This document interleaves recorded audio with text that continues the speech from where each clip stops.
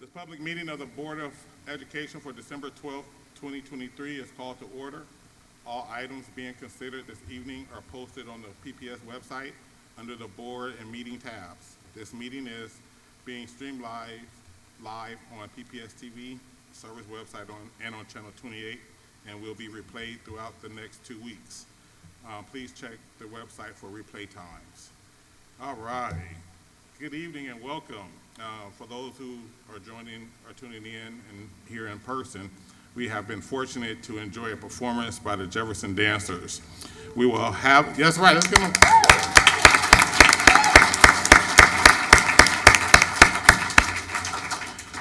We will have opportunity to enjoy one more number, but before then, I just wanted to share a few reminders. In order to ensure safety, please keep walkways and aisles clear. We also ask you to be considerate to those around.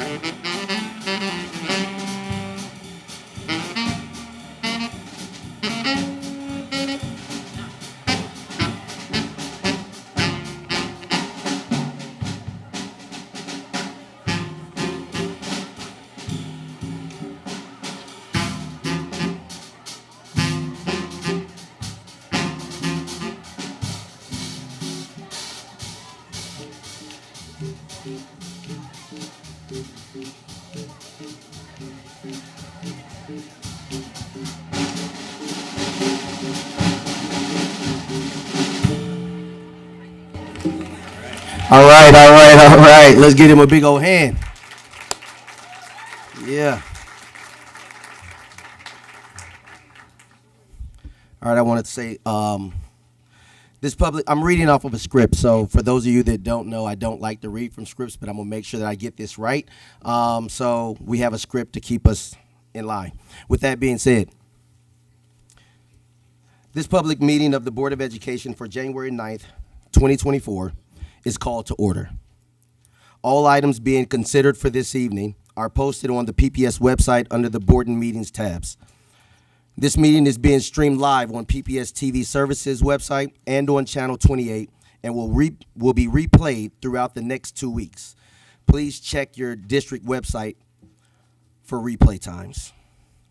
Again, good evening and welcome everyone.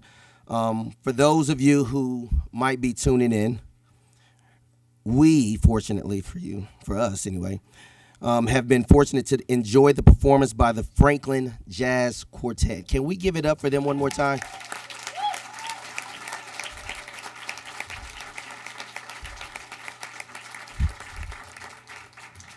Being a lover of jazz, hearing them back there, I was like, okay. Somebody been out there doing their thing. And my guy in the back, I'm feeling you, bro. I'm feeling you. So thank you.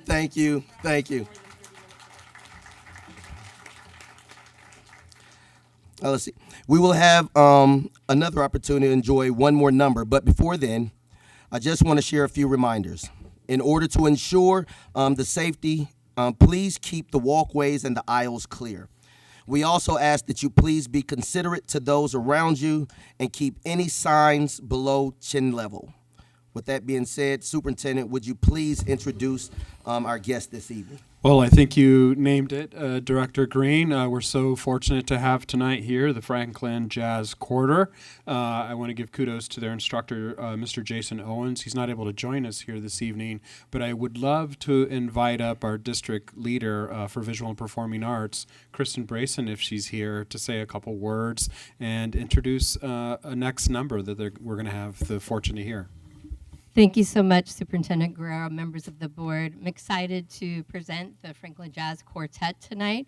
Unfortunately, I'm standing in for their band director, who is double booked. If that's any, evidence of our band director's commitment to what they're doing out there in the world.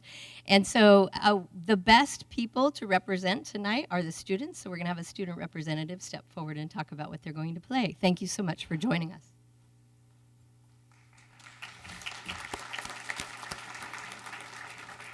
Thank you. Before introducing the combo, I have a short thing to read here. Every last one of us. The goal of the Portland Public Schools Master Arts Education Plan is to increase equitable access to high-quality arts education for all students. Every last one of us.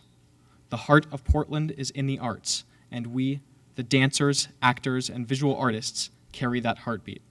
As we share our art with you, we are developing our unique voices and perspectives.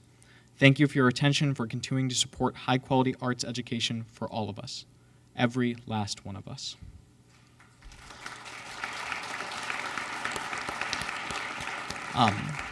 With that, I'd like to introduce our combo. On drums is Alejandro McCamey Gonzalez.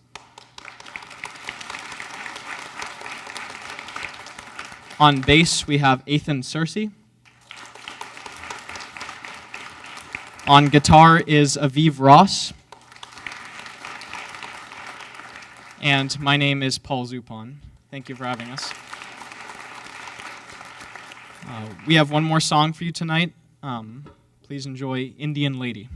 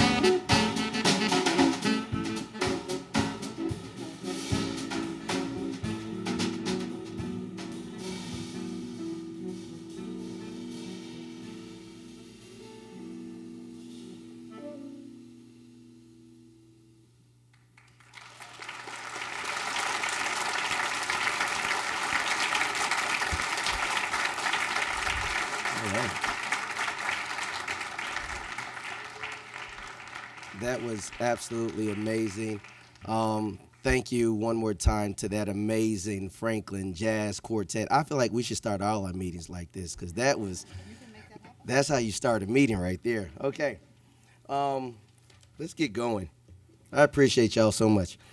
In May of 2021, the board adopted a process by which board members could be considered for board leadership positions. The resolution states that in order to be considered for a leadership position, board members must notify the board manager in writing by December 1st if it is their plan to run for board leadership in the January election. At the last meeting in December, both Chair Hollins and myself indicated that we would like to continue our roles as the chair and vice chair respectively. There were no other submissions.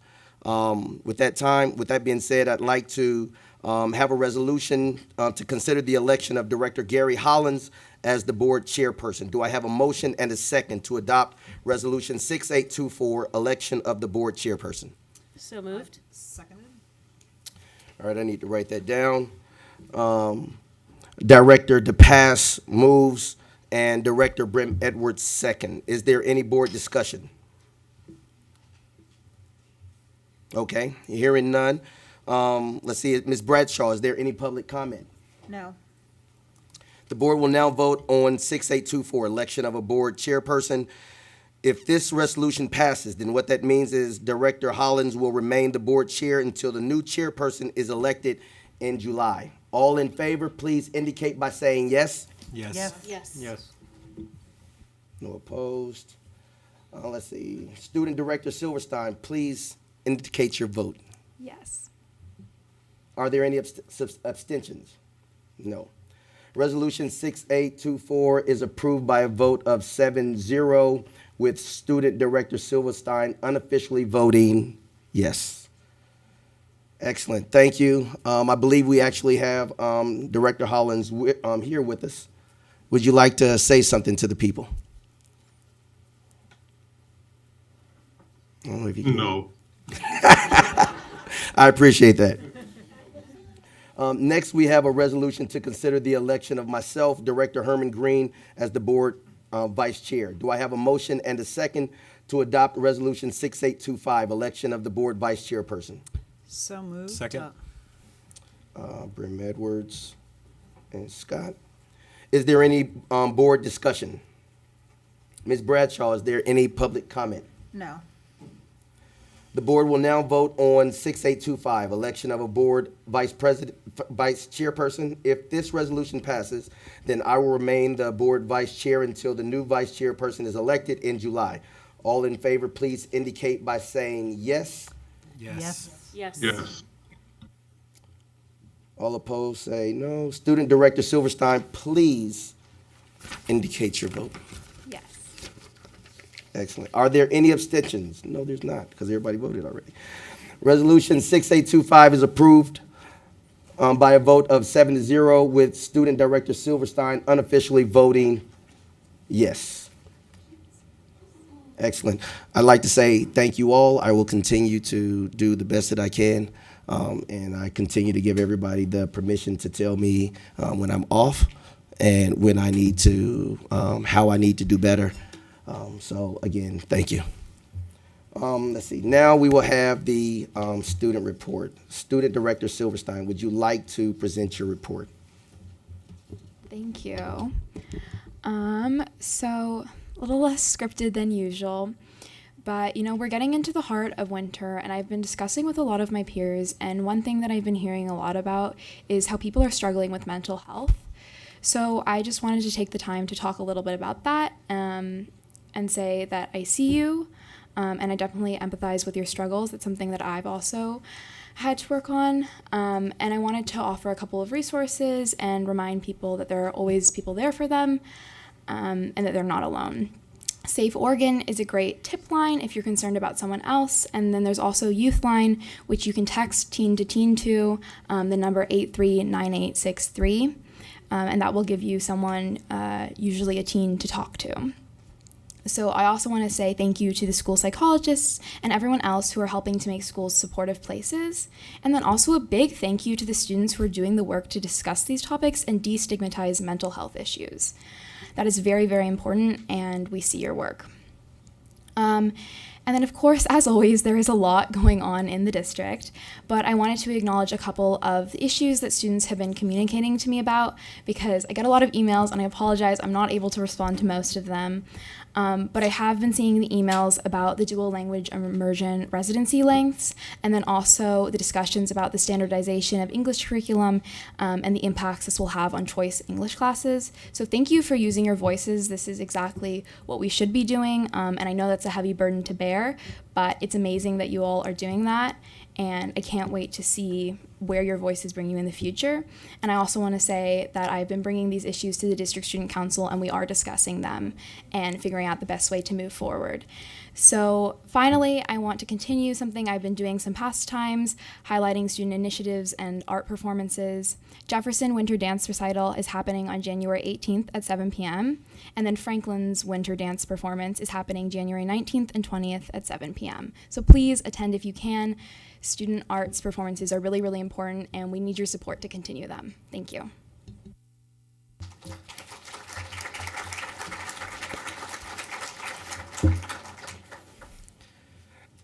Student Director Silverstein continues to amaze me and remind me that she's so much smarter than I am. Thank you so much for everything that you're doing.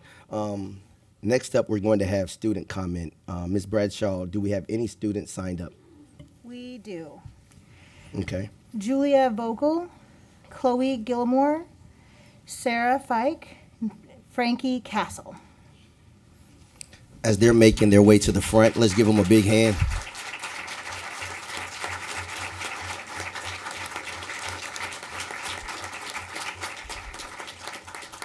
As they're making their way up, I want to review our guidelines for public comment. First, the board would like to thank you for taking the time to attend this meeting and providing your comments. Public input informs and improves our work, and we look forward to hearing your thoughts and your reflections. Our board office may want to follow up on board-related issues raised during the public testimony, and we request that any complaints about individual employees be directed to the superintendent's office as a personnel matter. If you have additional materials or items you would like to provide to the board or the superintendent, we ask that you email them to public comment, all one word, at pps.net. That's public comment at pps.net. And please make sure that when you begin your comments that you clearly state your name and spell your last name. You will have 3 minutes to speak. You will hear sound after 3 minutes, which means you will have 30 seconds to wrap up your comments. And I want to say this because I don't know that I'm going to say it again. There's a lot on the plate tonight. I'm not talking to y'all because I generally let kids do a little bit more than I let adults do because y'all look better than they do. Y'all smarter than we are. So I let y'all go longer a little bit, not too much.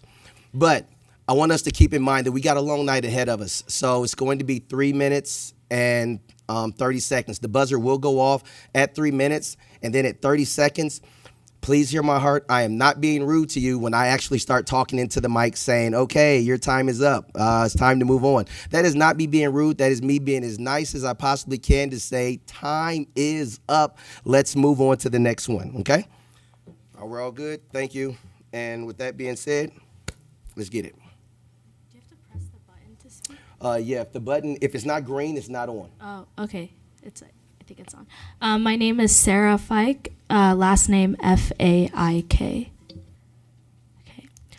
Okay. So Chloe and I are a part of a movement called the Green New Deal for Public Schools, and it is a movement part of the Sunrise National Movement, which is an environmental justice organization. I just want to start off talking about what the Green New Deal for Schools is and kind of give some brief overview of it.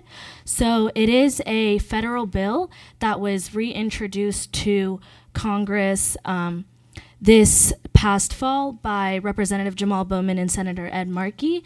And this bill is going to invest $1.6 trillion over the next 10 years to provide healthy green upgrades to every K-12 public school in the nation while comprehensively addressing environmental and racial inequity. This legislation would also create 1.3 million good-paying jobs annually and reduce carbon emissions by 78 million metric tons each year. That's as much as taking 17 million gas-powered cars off the road.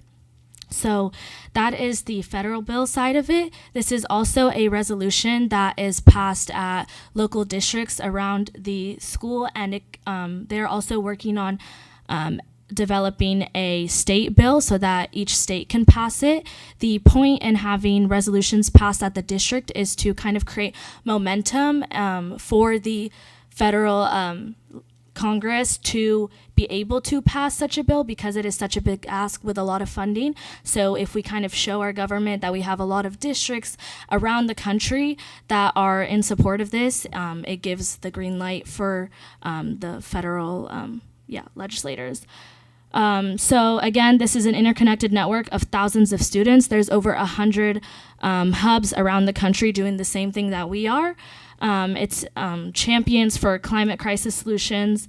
And we know that in Portland, and specifically for PBS, we've had the CCRP, but as Chloe and I have done like some research and talked with those who have written it, we know that like a lot of it still hasn't been implemented yet. So this is kind of a new initiative to help with the implementation of that and bring in some new aspects. So the 5 main demands of the Green New Deal for schools are to have safe and clean buildings, which kind of aligns with the PAT demands, which just had a contract that just passed.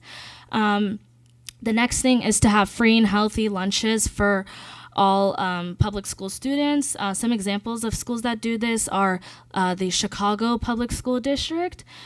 And then the next demand is to have pathways to green jobs. So to have schools offer opportunities to connect students with meaningful and good paying union jobs, combating the climate crisis. We know college is not the direction for everybody. The next one is climate curriculum. So for students to be taught a comprehensive climate justice curriculum in schools.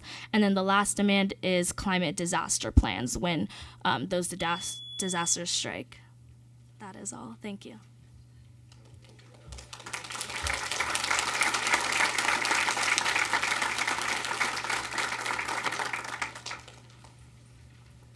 Hello, thank you so much for this opportunity. My name is Chloe Gilmore. My last name is spelled Gilmore.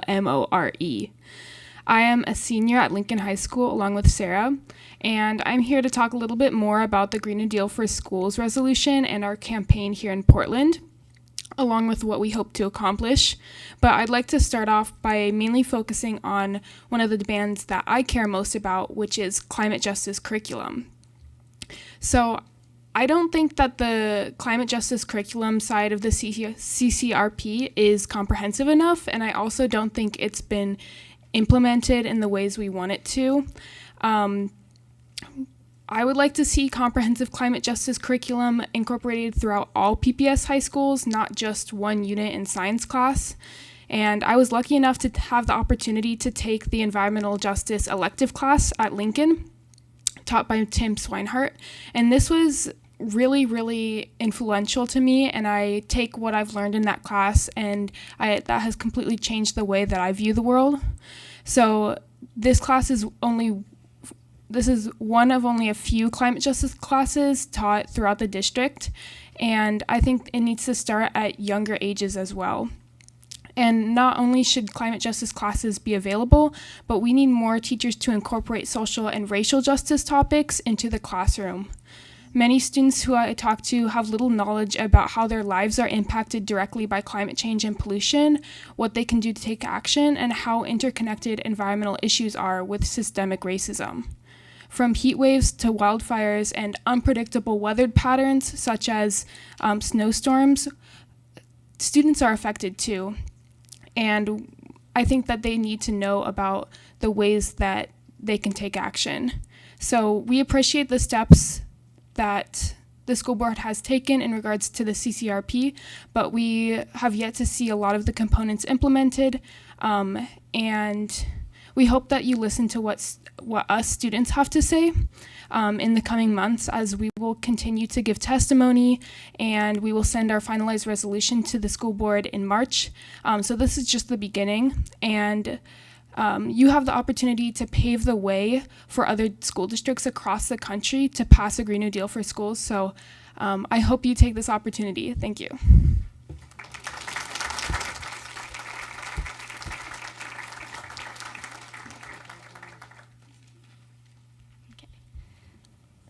Good evening. My name is Frankie Castle, Kassell. こんばんは。私の名前は森フランキーです。I am an 8th grader at Mount Tabor Middle School in the Japanese Dual Language Immersion Program. I have been studying Japanese for nearly 10 years. My mother is half Japanese, and connecting to my family and culture is very meaningful to me. I am grateful to participate in a program that is preparing me to become an informed global citizen. Planning for the Japan Research Residency has been part of our daily curriculum since September. We are expected to conduct the majority of planning, and I am both currently part of the itinerary ministry, which is responsible for understanding both itineraries, creating a slide presentation for parents, and facilitating the Q&A. I have actually been preparing for this year since kindergarten, watching my older brothers become bilingual, conduct research in another country, and return to present their findings. I attended their omiyage banashis, or souvenir stories, the capstone event where students' research is presented, and was inspired as a young student to work hard towards this moment. I am confused and disheartened by the district's refusal to support this important part of our education. The letter dated 12/22/23 says that field trips must be scheduled to not miss more than 5 instructional days. This is not a field trip, but an international academic experience tied to the course curriculum. The research residency is core curriculum, and we are not missing instructional days. We are attending classes, navigating, interviewing, collecting data, utilizing advanced writing and math skills, and all in Japanese. Upon our return, we present our research to the community. The JRR not only develops fluency, but develops leadership, global awareness, and is aligned with the PPS graduate portrait. This feels essential as I head to high school in the fall.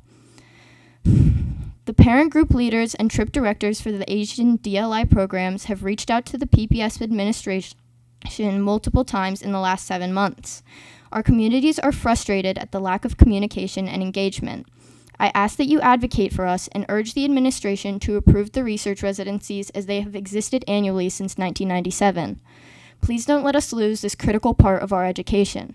Thank you for your time and allowing our teachers to present this evening. お時間をいただきありがとうございました。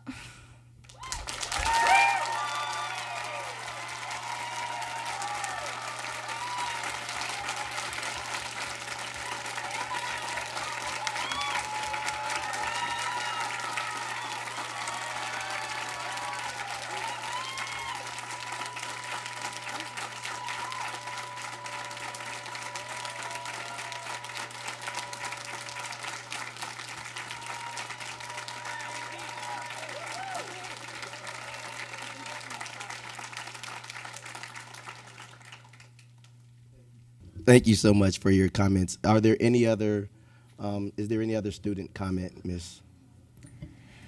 Is Julia Vogel here? She wasn't able to. Okay, then no, that's everybody. Okay. Again, thank you. I told y'all they were smarter than us.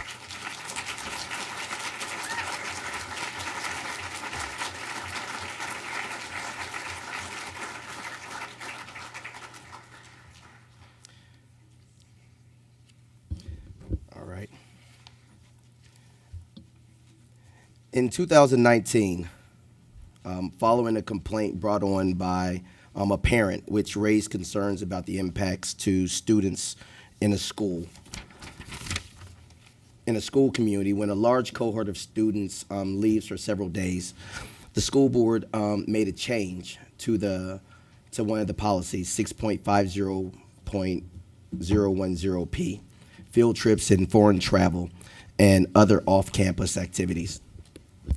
The policy language was revised to require that plans for student travel be communicated to the school community and implemented to minimize disruption in the curriculum or programming for students remaining on campus. The criteria for approval are in an administrative directive for principals and their supervisors to review and approve requests for trips.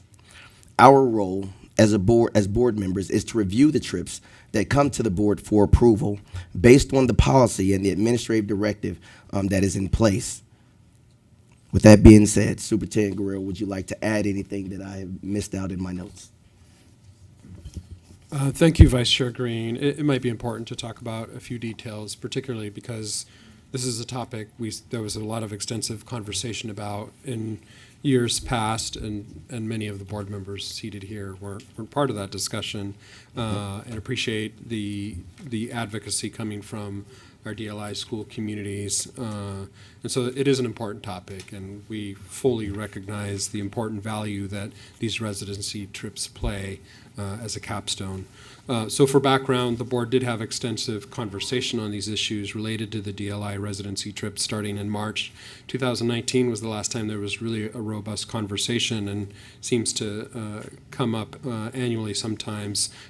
This resulted in an update to the policy, which you mentioned. There were a number of key concerns, but the concerns and issues that were raised by board members, in particular in the past, was a worry about a continuity of instruction back on campus for non-participating students, particularly when instructors and administrators in most cases are participating in these residency trips. And so there was a concern about the length of the absence and the continuity or the disruption on campus, and a desire to try to keep those within 5 school days, or to try to schedule those or calendar those when school is not in session. We understand that also on the other side, their calendar may not always agree with that. That was one of the concerns. It was to try to minimize that adverse impact, to make sure that the school community had a plan for how to address lessons, for example. So again, the issue is not the educational value of the trip or the trip length per se, but when these trips were being scheduled and the impact on students when that travel is occurring. Last year's schools, in some cases, were granted an exception and provided another year's notice regarding this past practice, that it should try to shift to be mindful of the academic calendar as captured in the policy and the related ADs when making their travel plans.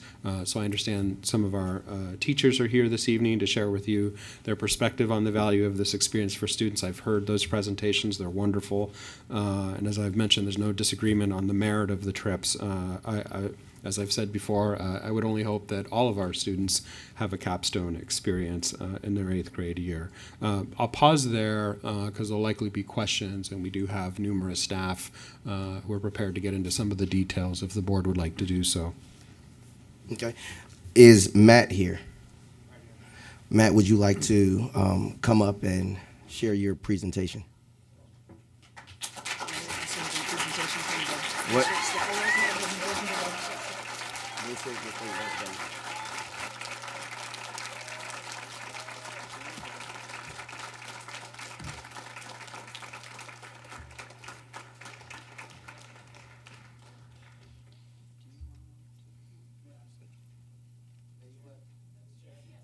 We have 5 people. Actually, we just want you to stand up. We're used to standing up.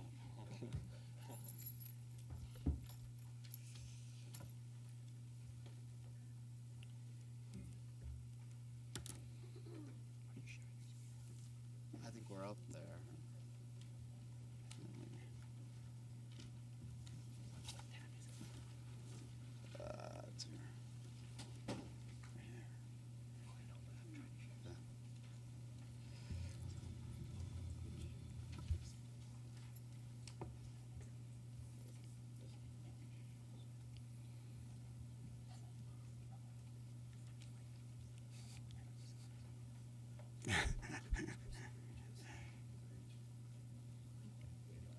There we go.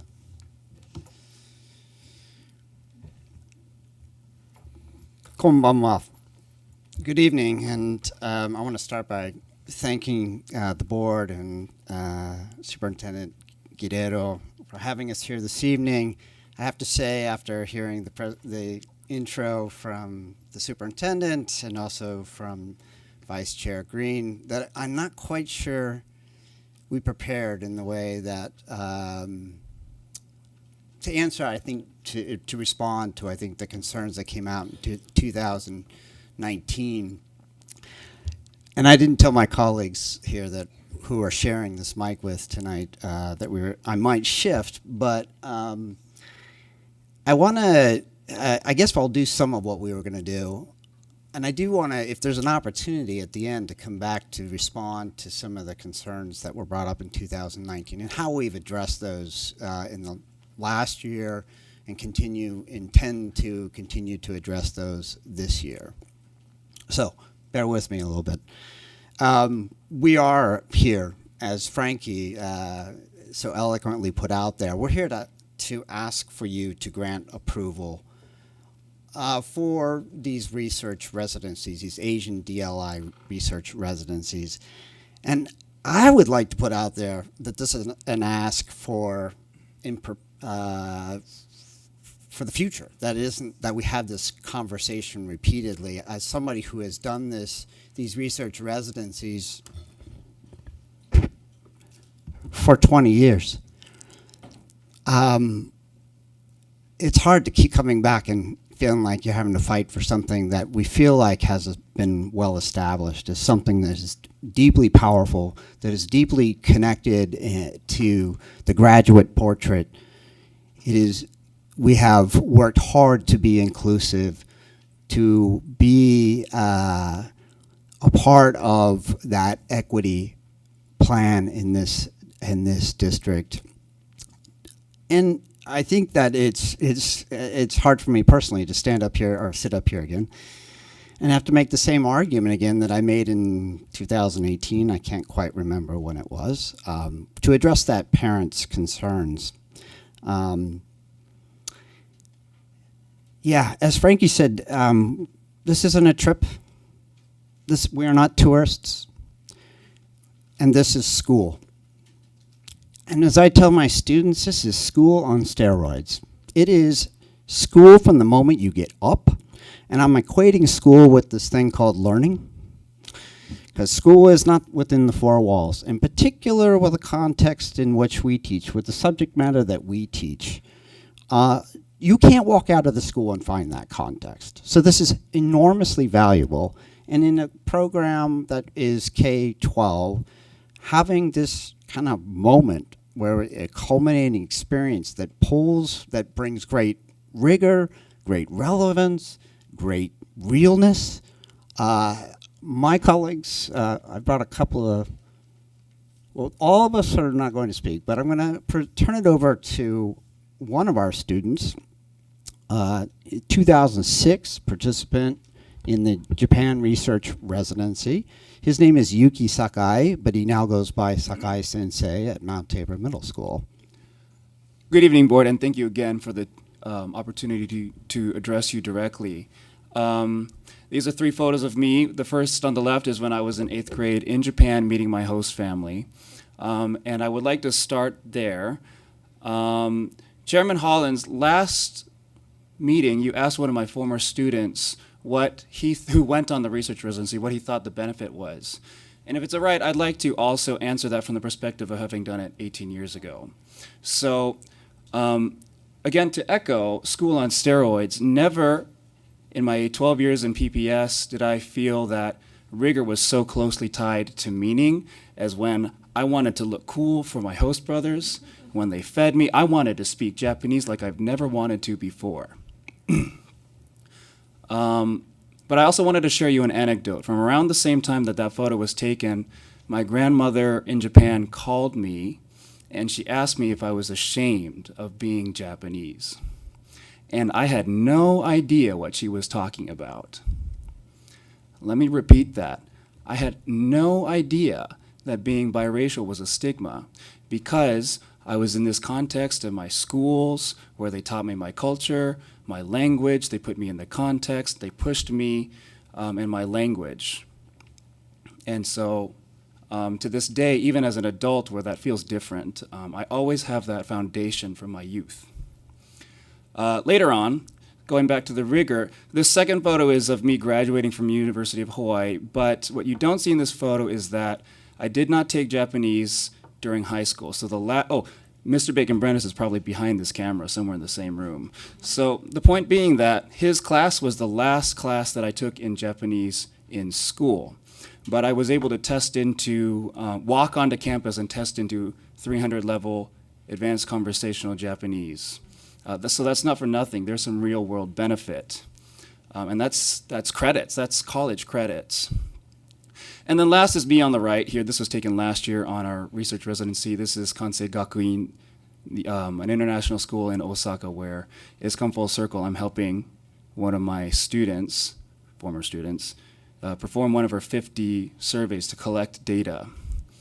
And so I hope that answers some of the question, not just zooming in, but zooming out 18 years later, what this can look like. And with that, I'd also like to pass the microphone to my colleague, Kojo Hakam.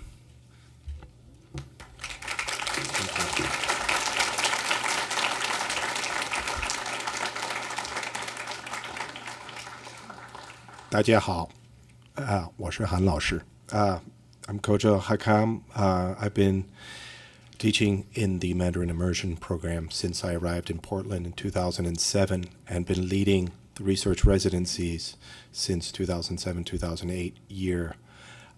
So it is my baby.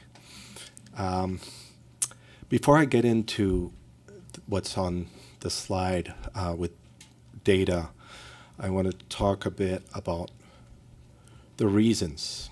The reason why schools from around the country and immersion programs from around the country have come to Portland over the years to learn from us on how we've developed these research residencies.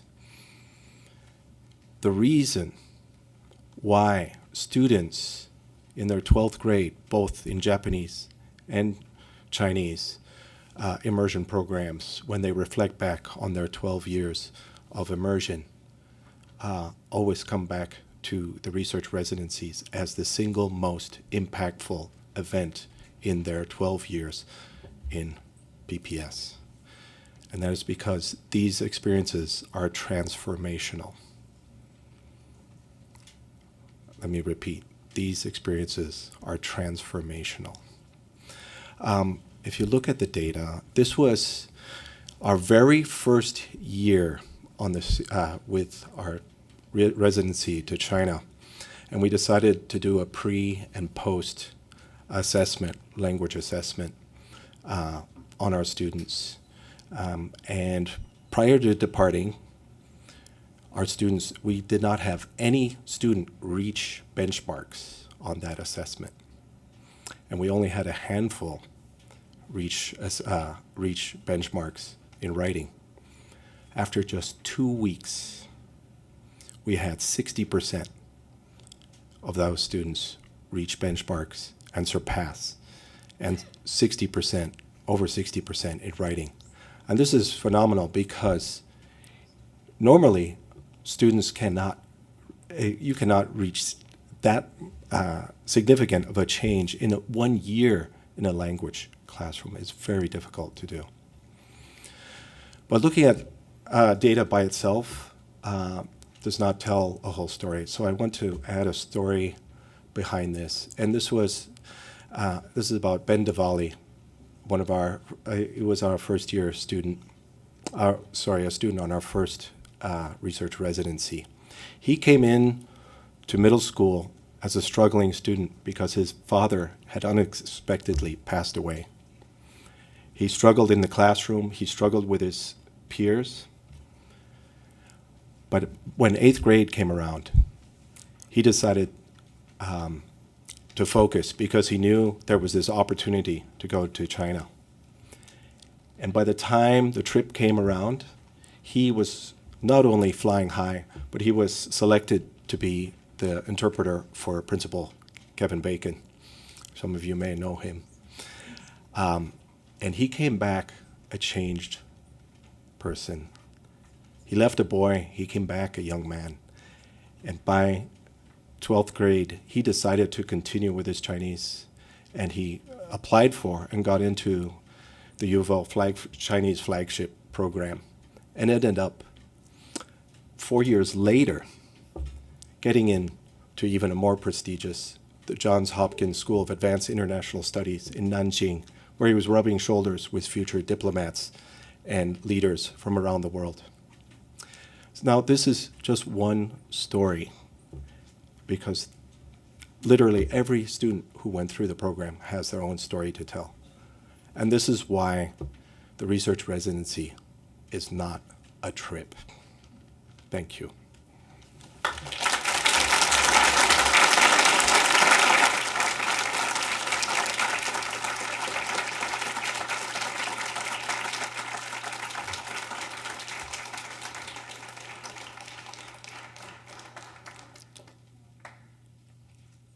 Do you want us to speak or? No, we're. Oh, okay. I didn't want to cut anyone off. No, we're there. Okay.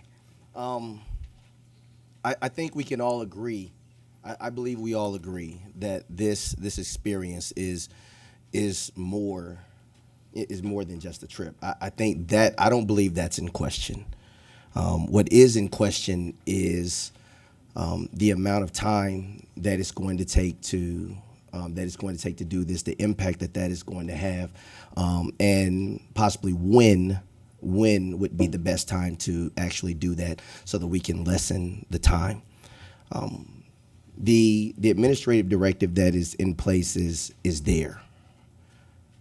And I believe that for now, at least for this trip, that administrative directive is in place. Where we change it at, I believe is probably in the student success committee. It could be sent to the student success committee, or it could be sent to policy, but it's not gonna. I don't believe that it's here.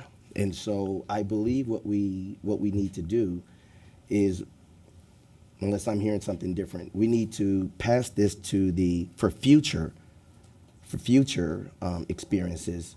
We need to pass this to the Student Success Committee to stay on top of, so that we can figure out a space and a time.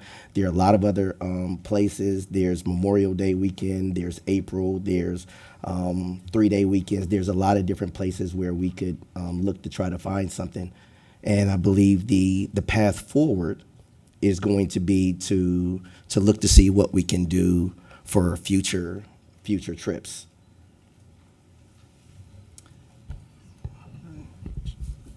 Chair Green, sorry. Please. I was thinking Chair Hollins, but it's like, you're not Chair Vice Hollins. Chair. No, you're chair today. So I think it's a good idea to send it to the Student Success Committee. And having been on the board when the policy was changed, and also when the original complaint was filed, I would ask that the committee really take a deeper look. And I think, as been noted already tonight, there's not any sort of, I think, question about the value of the trip to students. In fact, based on some of these discussions, the board also created an equity fund so that other students whose school communities wouldn't have, who don't have the resources to travel or don't have the parent fundraising, that there'd be opportunities for other students to travel, knowing how important, as was mentioned tonight, that the sort of experiential learning away from the classroom or outside the classroom, how important that is, that other students have an opportunity to do that. But I would ask in the committee to really focus on two issues. One, that the complaint really was not focused on the trip. The complaint was around the students who remained at the school, and the sort of either lack of instruction or the holding instruction until the other students came back, teachers, the principal being out of the building. So I would ask to take a look at that, because I think that was at the root of the issue, not whether this was an important trip. And then the second issue that I think is worth looking at is, I did think that staff said that they would approve the trip if it were coincided, if it met the requirements of not more than 5 days out. And so I think it's worth looking at it. Since the board approves any trip over 150 miles or any sort of travel, and I think it's important that we're not getting into like whether it's a field trip or travel. It's like the board approves things over 150 miles. It doesn't matter what it's characterized. It could be a sports tournament, it could be a band competition, but the board approves it. And we approve a lot of travel that happens during spring break. And we already have that occurring, and so I think it's worth for the committee exploring sort of what are the barriers, to that happening, whether it's cost. So I know one of the issues that's been raised has been the cost of traveling during spring break. We currently have lots of other student groups doing that. So like, is it because they plan far in advance? But we look at some of these other, like in a problem solving mode and looking at what the issue, the reason why the policy went into place and how we can problem solve through it. It's not, and again, I think looking at the students who were left behind and what the basis of that complaint was. And I think that is the committee is a great forum to do it versus in the board meeting where we don't really have dialogue back and forth. Thank you. I appreciate your comments, and I appreciate the advocacy on behalf of the community that's come out. We've gotten letters from lots of different school communities, and I agree that this conversation needs to happen in a committee setting. We should question whether the original complaint still stands. Are we still solving for the kids that are left behind? And if we are, then how do we do this, aligning the timing of the trip? And also that my hope that we would do this in consultation with DLI communities. I know that's already assumed, but we would want to hear from, or we would want to have input from the building leaders and community members that are impacted by this. I'm a big fan of experiential learning myself. I graduated from MLC, and I know that this is a very important trip, and want to make sure that we address all the equity issues that were present in that original complaint. Can I add something? Really quick, I was going to. Is it okay? Yeah, if you could answer some of those questions. I know you had. Yeah, I think I have grave concern about the way that policy was developed in 2019. For one, we weren't ever nor parents nor teachers were invited into that conversation. It was based on my understanding, one complaint. I don't know what the data was.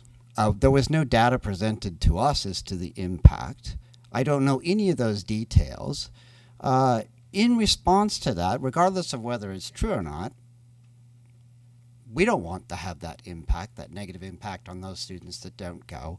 We have done extensive work to make sure that curriculum does continue, that it continues for all students. I talked to my colleagues, several of which said, yeah, actually it was an incredible opportunity to focus in on students, a much smaller group, and impact their learning positively. So I'm not quite sure how that policy was developed when there wasn't any invitation that I know of to us, to the parent groups. And so to have that be the basis for this decision really feels, for lack of a better word, wrong. I think the other thing that I find troubling, and I mean this with all due respect, I know you all do an amazing amount of work for our district, unpaid. We were not invited, despite asking, to be at the table with the PPS leadership. We were not invited. Multiple times we were ignored. I had an email out multiple times to a particular assistant superintendent who didn't respond for 3 months. And I only got a response after we, in red shirts, collectively came to the door knocking. And that may have been, I don't even know how it happened, but that only then did we get the conversation. And how is it that we had that last year? A real poor process, a really poor process. It was absolutely not inclusive. And then we're here again, and you're making a decision to pass it on. And with all due respect, to pass it.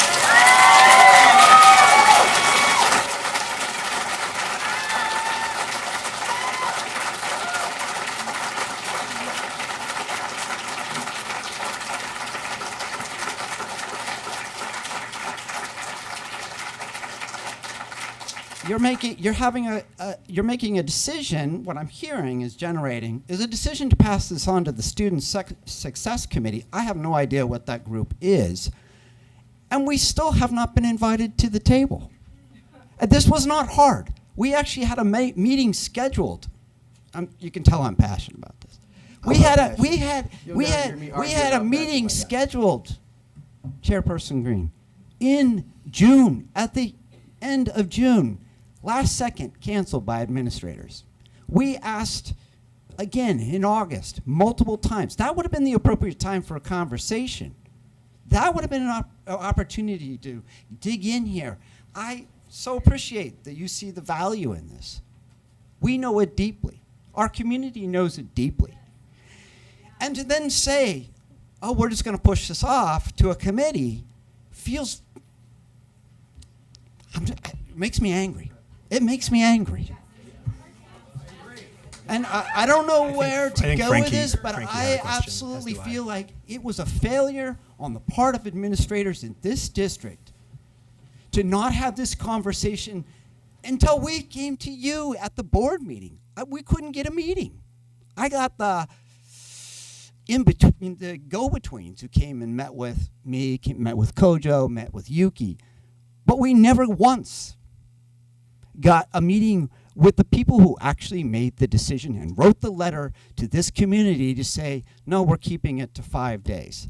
We gave endless explanations about why this doesn't work, why it is we do more than 5 days.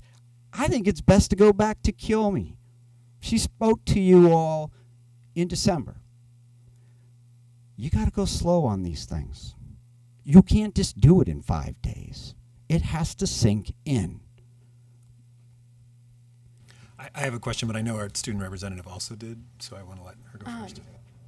I didn't have a question. I just wanted to add a little perspective. So I went to Mount Tabor, but I was never in the immersion program. So I was one of those students like at the school when my peers went away.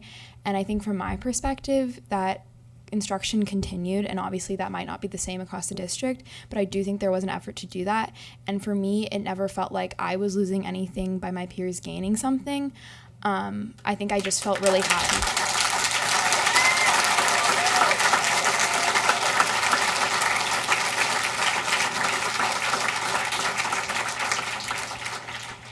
I guess just the thought that remains in my mind from that many years ago is just that I was really happy for them, and at least at Mount Tabor there was a really big effort to make sure we were still getting high quality instruction during that time.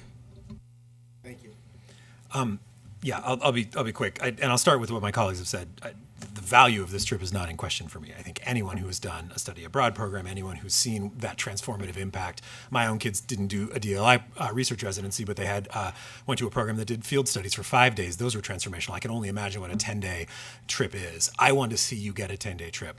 I will, since I know we want to move on, I will say though, I think what I am confused about is that I know we have other programs that schedule 10-day trips and only miss 5 days of school. And I think what I haven't gotten in the hundreds of emails, and thank you everyone for sending them, they're very helpful about the value of the trip. What I haven't heard is why this trip can't be scheduled similar to others so that we can still have 10 days but only miss 5 days of school.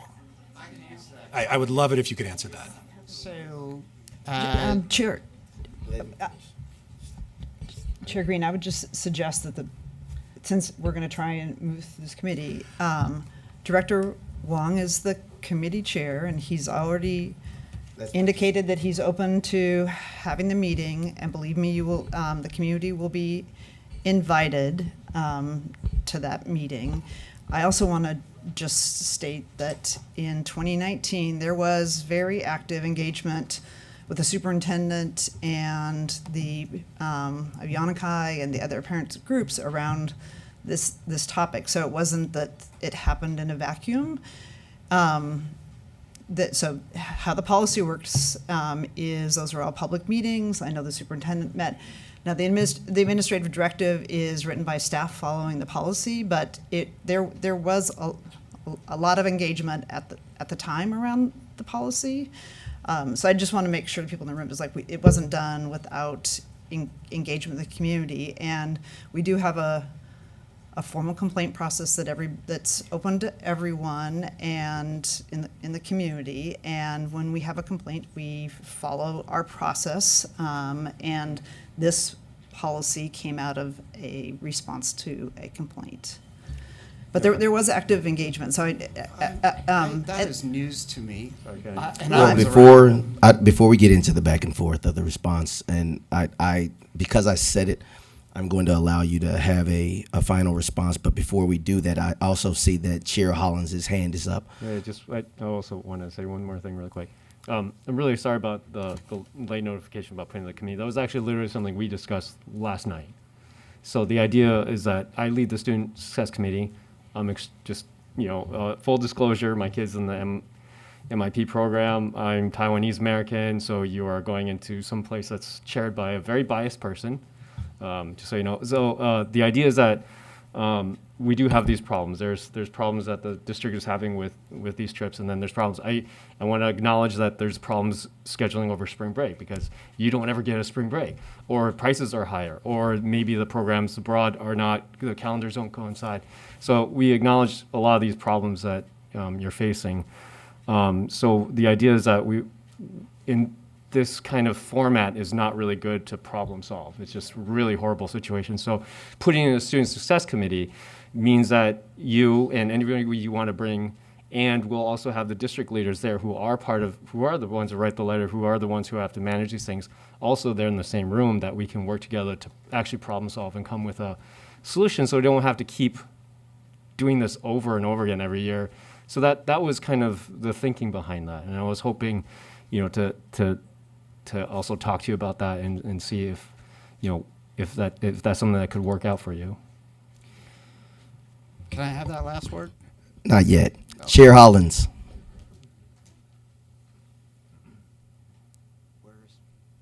He's Yeah, virtual. I just wanted to get the answer to Director Scott's question. Fantastic. Then that gives my guy Matt the final word. Sure. Okay. Let's go. Well, not the final, because I'm going to say something afterwards, because I want to make sure that we're all crystal clear on the aspects of right now. But go. The question was about timing, right? Why not 5 days? I think Why not 10 days with only missing 5 days of school? correct. I think we're saying the same thing. I probably misspoke. I apologize. Mr. Wang referenced if you start putting it into a spring break or a summer break. Spring break doesn't work specifically for the Japanese program because that's when their school year ends. So there is no school. We don't go to school. So we can't tie it into spring break. There is issues around making this financially accessible. Prices do go up. It is also a professional thing. If you start asking your teachers to go every year, and this is an academic program, it's deeply embedded in our curriculum, that's not sustainable. You can't be giving up a spring break every single year. It is not a special one-time off trip to Europe and for the band or whatever. This is something that happens every year. It's a part of what we do. The summer doesn't work, and the reason is because part of what I think is a powerful design of the research residency is it doesn't just happen for 2 weeks. It happens long prior to departure. As Frankie spoke, she's on the itinerary committee or ministry, and is a part of designing the itinerary, et cetera, et cetera. And then the culminating piece is actually coming back and asking students to digest, to analyze their results of their research in country and present that bilingually to their audience, and to talk about their transformations. We call it omiyage banashi. It's souvenir stories. You can't do that if you do it in the summer. It's just, all right, see ya. I don't know if you would get the transformations if you didn't have that processing piece in it. And it is absolutely one of the most powerful things to be a part of as a parent, as a teacher, as a student when those students stand up and put a connected story together about their experiences and share about their findings. So the argument is both. That's an argument for length, as well as not doing it during a spring break.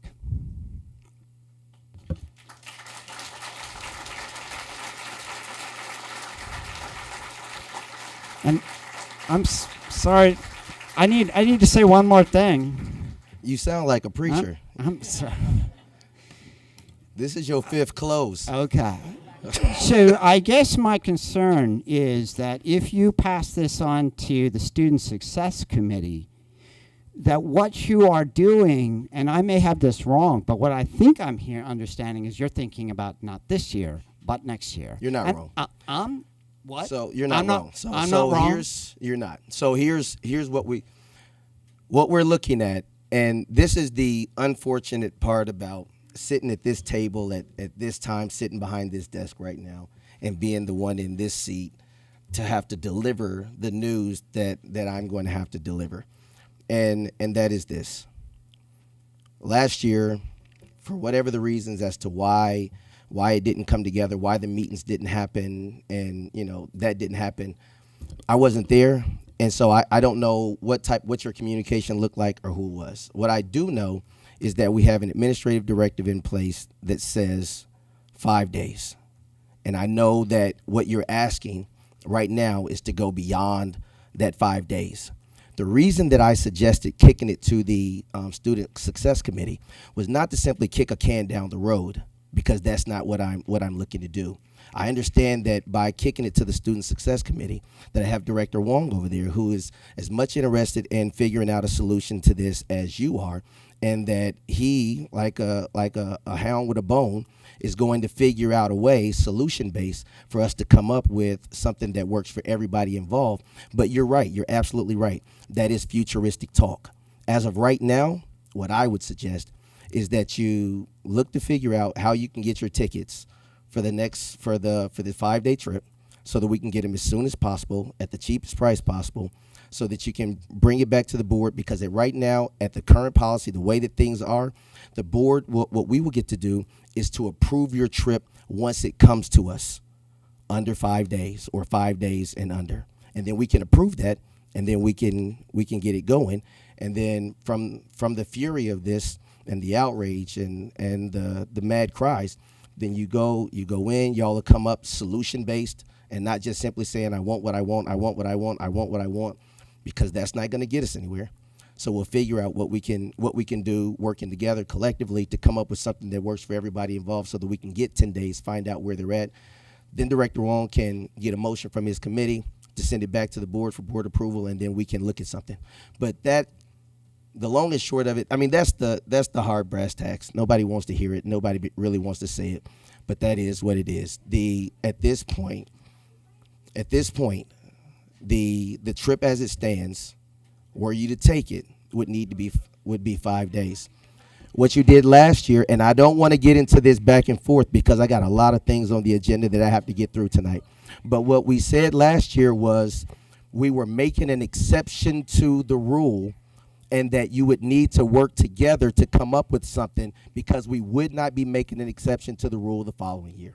We said that last year. We said it as plain as day, and now we're back, and what you're asking is to say, make another exception. Well, I said we did that last year. And I'm telling you that you're gonna get, as of right now, you can make the 5 days. Thank you. And now I need to move on to the next agenda item, unless somebody else has something to say.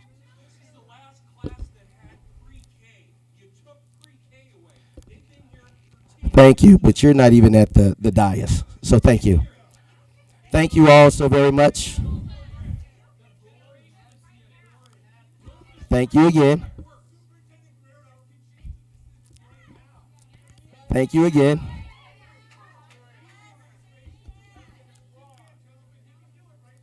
Thank you all again.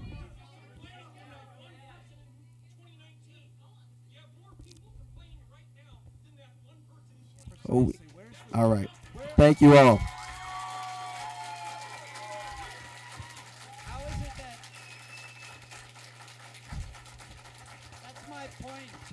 Thank you all. And now I need to move on.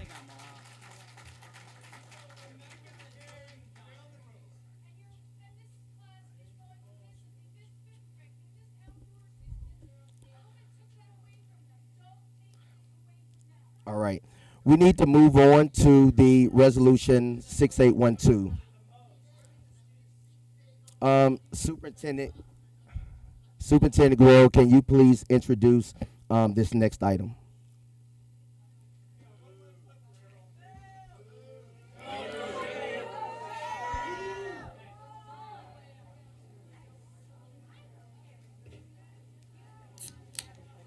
I always do.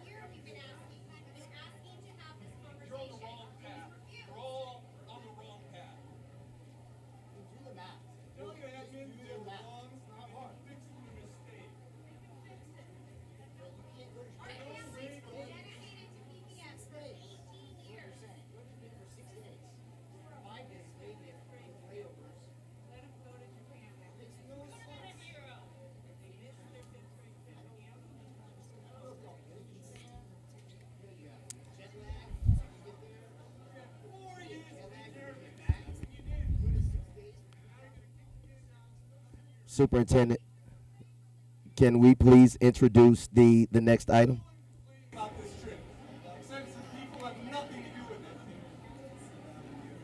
I'd like to bring up our Deputy Superintendent Myung Lee and Mr. Dan Miley from Talbot, Carvilla, and Warwick, who are going to speak about our annual comprehensive financial report. Thank you, Superintendent. Good evening. Excuse me, Terry, can you please turn up the mic so that I can make sure that we can hear in the midst of all the hustle and bustle? Thank you. Thank you, Vice Chair Green. Good evening, directors. Myung Lee, Interim Deputy Superintendent of of Business and Operations. And I'm going to turn the mic over in a moment to Mr. Dan Miley from TKW to present a summary of the year-end financial closing process, or the ACFR, and just to share for all of the directors, this topic was discussed at some length at the December 19th meeting of the Audit Committee. So thank you, members of that committee who engaged in that discussion. There are a number of materials that are posted on BoardBook. And with that, I'll turn it over to Mr. Miley to present his firm's work. Good evening. I'm Dan Miley, a partner with Talbot, Carvilla, and Warwick, also known as TKW, a little bit easier to say. We are the district's independent external auditor. Today, as was mentioned, I'll be presenting this at a fairly high level, but as we've went over in depth with the audit committee, you've all had some time with the materials, the reports, our letter. If you have any questions that aren't addressed, please feel free to ask, but other than that, I'll keep it at a fairly high summary. To kick off, I'm happy to report the district got a clean, unmodified opinion on its financial statements. So that's a testament to the accounting and finance staff of the district. During the year, the district did implement one new accounting standard that involved subscription-based information technology arrangements. Simply put, it took your IT agreements underneath the scope of the new standard and put a a subscription asset, an intangible right to use. It's now included in capital assets and a subscription liability. That's pretty much the major difference other than just the normal annual activity in the financial statements this year. I'm also happy to report that the district had no Oregon minimum standards findings. So we test certain things that the state asked us to do, and we had no compliance findings there. We did identify one internal control deficiency during our audit.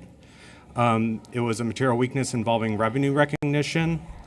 I do like to clarify that this did not involve cash missing or anything else like that. It was simply how the transaction was recorded. Some contributing factors was the complexity of the transactions, because there's two of them that we identified that the district did correct. And then also accounting staff turnover. Some of these transactions were started by one accounting staff, they left the district, and another one came in. So there was something missed there. And then also a lack of communication between departments within the district led to some confusion. But I'm also happy to notify you that the district's management, and it's in front of you, I think in the board packet tonight, has put together a corrective action plan, a plan of action on how to address this finding. For the single audit over the district's federal expenditures, there were 4 major programs this year, so 4 federal award programs were audited, and we had a clean opinion, an unmodified opinion on the district's compliance with those 4 programs. So no audit findings there. So overall, a pretty good audit. There was, other than the control deficiency, which the district's management appears to have in the process of addressing. I do want to thank Mayong, the Tracy, and the rest of the accounting and finance staff. These are not small documents, as you can see. It takes a lot of work, and then to have a number of auditors come and ask you questions and ask for hundreds of documents over the course of months pulls on their time. So we do appreciate that, and we want to say thank you. While we do work for you, the board, we have to work closely with management, and they help us complete the audit by providing us all the information we ask for. So I do want to thank them. And then if you have any questions. Is there any questions from the board? No? So I just wanted to raise one issue. Well, first of all, I want to state the district's finances have been much discussed this year. So it's good to have, I think, the audit on the books. So with a lot of transparency, people can see what our finances look like and have been independently reviewed by independent auditors. So I think that's an important note, and I'm appreciative of that. There was one finding that addressed 2 issues, and we had an explanatory note from staff regarding the finding, and I thought it was really well written and explained finding and then what corrective action has been taken. And I would just ask that it be paired with the audit in the materials that are posted this evening, and be inserted in just the record of the board meeting, because I think it does a good job explaining the 2 different pieces that were raised relating to revenue transactions, and I think there's a perfectly good explanation for what happened, and the district staff has addressed it. So I would just ask that we have one whole package that addresses that together. Excellent. Actually, I did that out of order, so I apologize. Can I get a motion and a second to adopt Resolution 6813, acceptance of the annual comprehensive financial report, the reports to management, and the report on requirements for federal rewards? It's 12681. 6813 is what's on mine. I think the script is in error. It's 1-2. So moved. Second. All right. So moved by Scott and seconded by Brim Edwards. Now, is there any other board discussion?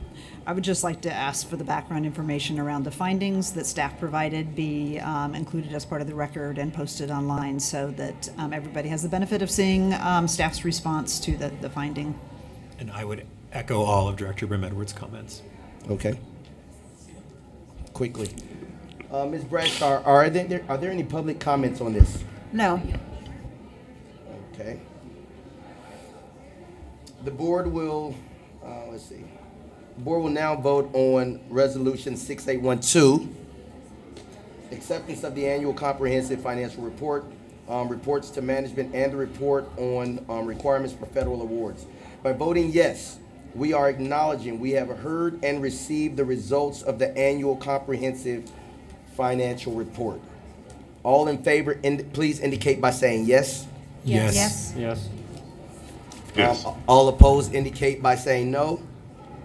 And Student Director Silverstein, please indicate your vote. Yes. Excellent.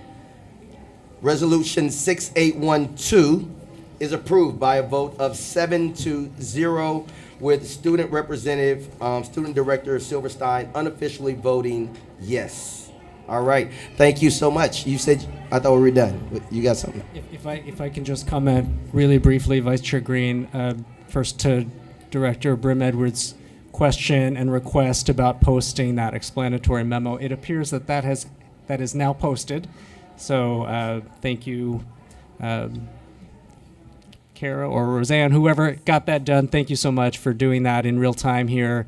And I want to give credit for the drafting of that memo. Largely goes to Tracy Pinder, who could not be here tonight, but we thank her for leading this effort as she does each year, and we're sending her very good thoughts.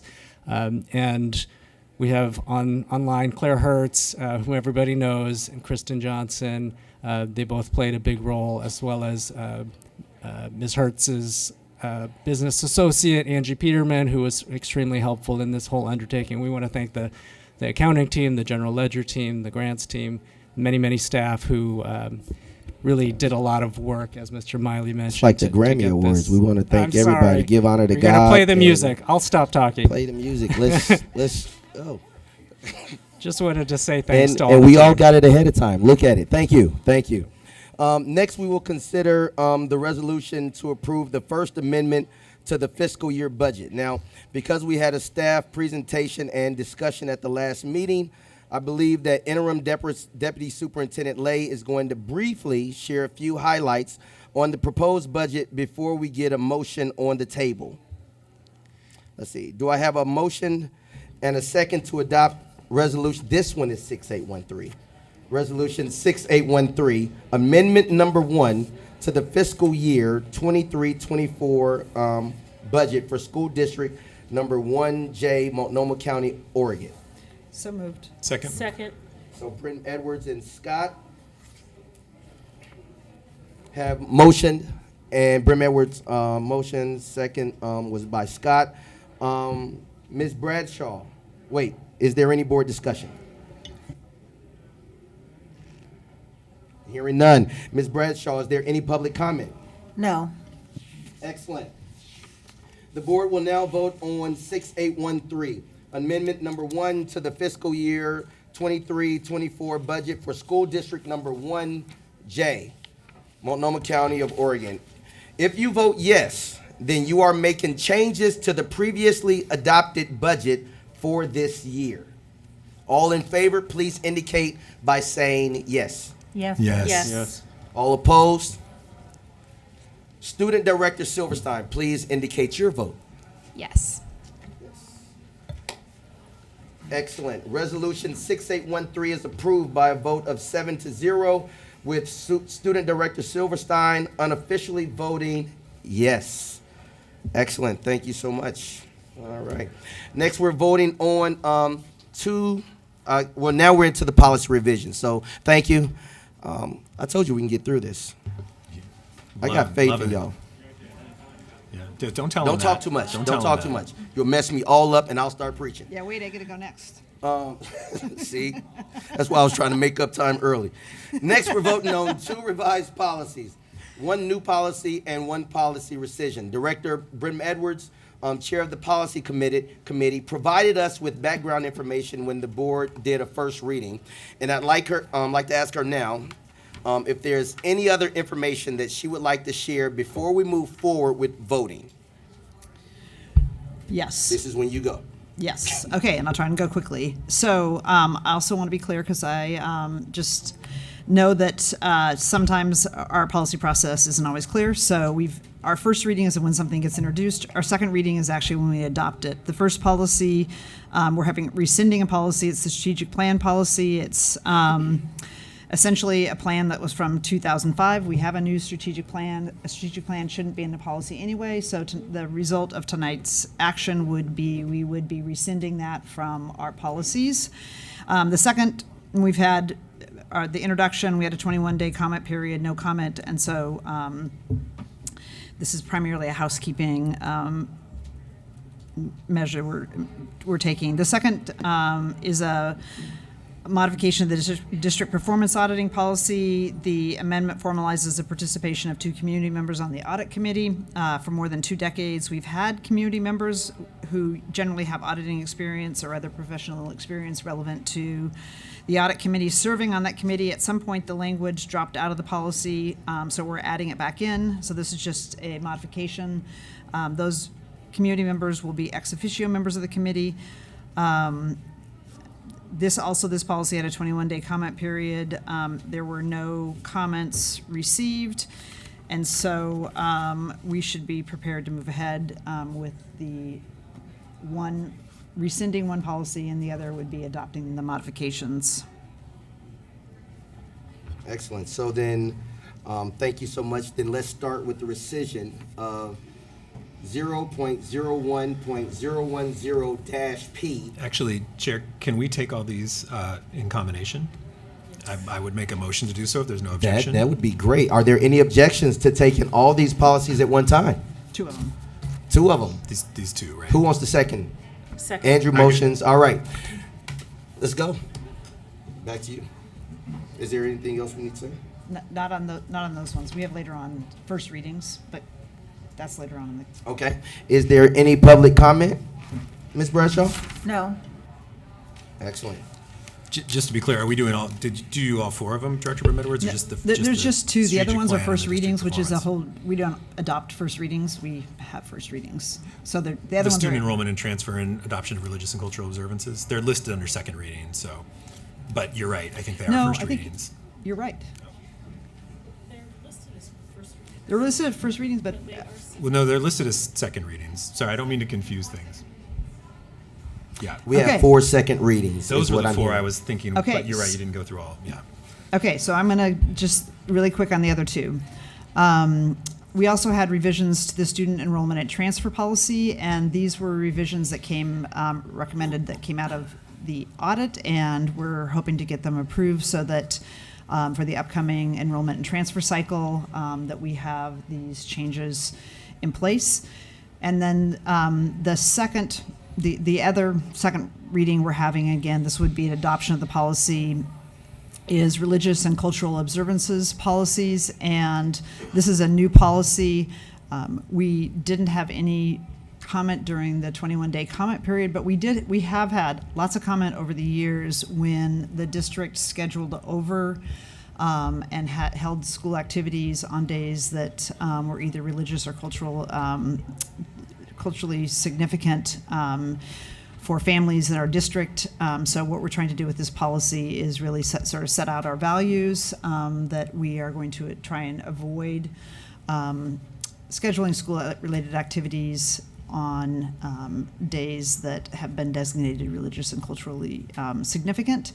And I think tonight when we get to our calendar, we'll see sort of the other pairing, how that plays out, and that we designate them now.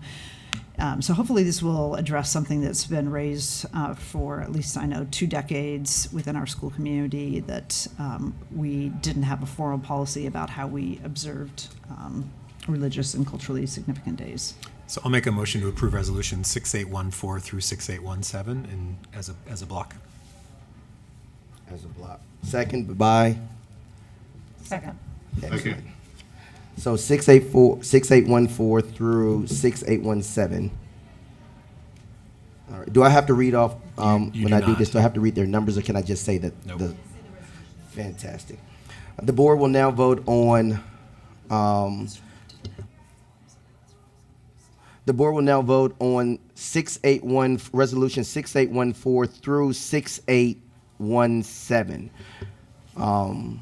All in favor, please indicate by saying yes. Yes. Yes. All in favor, or not, say no.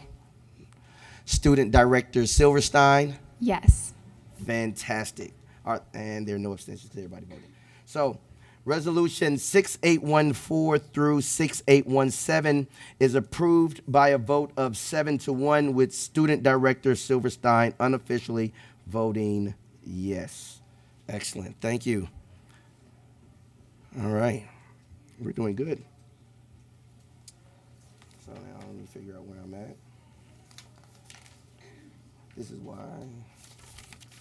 Now we're back at the next section of public comment, for the regular public comment. Now we're going to have general public comment. Ms. Bradshaw, do we have anyone signed up for public comment? We do. We have Fantastic. Yasmin Correa, Jennifer Evans, Dean Williams, and Kelly George. Excellent. While they are coming, I'm going to go over the guidelines again for public comment, as I stated earlier. But I want to remind, essentially, don't be rude. I want to remind PPS staff that they may not provide testimony about students that could violate confidentiality protections under FERPA. This includes testimony using information that could identify students, especially in their school community, by the use of direct or indirect linkages such as school, grades, special education, or other statuses. Now, before you get ready to go, please make sure that you begin your comment, that you clearly state your name and spell your last name. You'll have 3 minutes to speak, and then you'll hear a sound after 3 minutes, which means that you essentially have 30 seconds to wrap things up. If I start talking, that it's not me trying to be rude. It simply means I'm just watching the clock, and I'll like start slow and then ramp up and get louder. So at least we have some level of warning that I'm talking again. All right, so I can start. Go. All right. Hi. Thank you, Board of Directors, for letting me speak tonight. My name is Yasmin Correa, last name Correa. I am a paraeducator over at Boise Elliott Humboldt, and I'm in the K2 Communication Behavior classroom. I'm a proud PFSP member and stand in solidarity with PAT, SEIU, DCU, and ATU. Please note that I'm not speaking to any individual child. When I know for a fact this is happening, most of these situations are happening across to all of my PPS colleagues. There's definitely not enough time for me to say what I want to say, but I'll start off with saying that I'm primarily here for my students as their advocate like every other paraeducator across this district. However, I'm in absolute disbelief that this school board sitting in front of me, along with special education department administrators and district leadership, falsely advertises to the greater public about a student-centered education that uses equity, inclusion, restorative justice, and trauma-informed education, when in reality this is not happening in our SPED-focused programs in schools. If equity is about being fair and making sure that others are included and supported, then how is it that neither equity nor inclusion truly exist in our schools when we have a district who will willingly push our students of high needs aside and will wrongfully place children into neighborhood schools and expect them to succeed, while also placing staff into unsafe situations without any legitimate training? You are directly failing these children by not having true equity in the special education department and not holding SPED administrators accountable for doing their jobs and fully supporting our students. Since stepping into a focus classroom is scary for a lot of people, I don't know how my team is supposed to be doing academic work when there's 5 kids who need one-on-one support, along with other 8 kids present who need small groups or individual support for academics, all while my team is short-staffed as is. We have kids in Gen Ed a majority of the time who are in need of dire support, and yet we can't serve them because of the high amounts of needs in our classroom. Imagine also having to deal with this with the sped teacher absent long term. Even with the sub present, the pressure on paras is beyond me. I've been bitten to the point where it's broken skin, had scratches, bruises from students, I've been spat in my face, including today multiple times. And none of these students get any repercussions for their behavior, and it continuously happens without any restorative justice practices. And I wish I would get training in that. But I guess it's okay, since a lot of people would see paraeducators and educational assistants like me in PPS as glorified babysitters in a punching bag and expect us to return the next day. I also don't have an actual living wage or legitimate training that is actually helpful, other than legally restraining a child. If PPS refuses to bargain with PFSP in good faith, this district will lose more support staff and the people that the district claims to be the backbones of PPS. And I hope this public comment is a testament to how truly hardworking our PFSP staff are and how much we care about the work we do for our students every day. Thank you. Thank you so very much. Speaking is not easy. You know, a lot of people think that you just come up there and it's just go rattle off, and it gets a little nerve-wracking at times. So I just want to pause and just say thank you so much for having the courage to come up and say something in the midst of all of that. Thank you. Yeah, I was a little scared there. Yeah, it's more of, I feel like all of my colleagues are really suffering, and Yeah. I know I'm one of them as well, but yeah, I feel like I've been able to, with the union, get to know more of my colleagues, and it's very much of a universal experience at this point. But yeah. Thank you for coming. Thank you so much.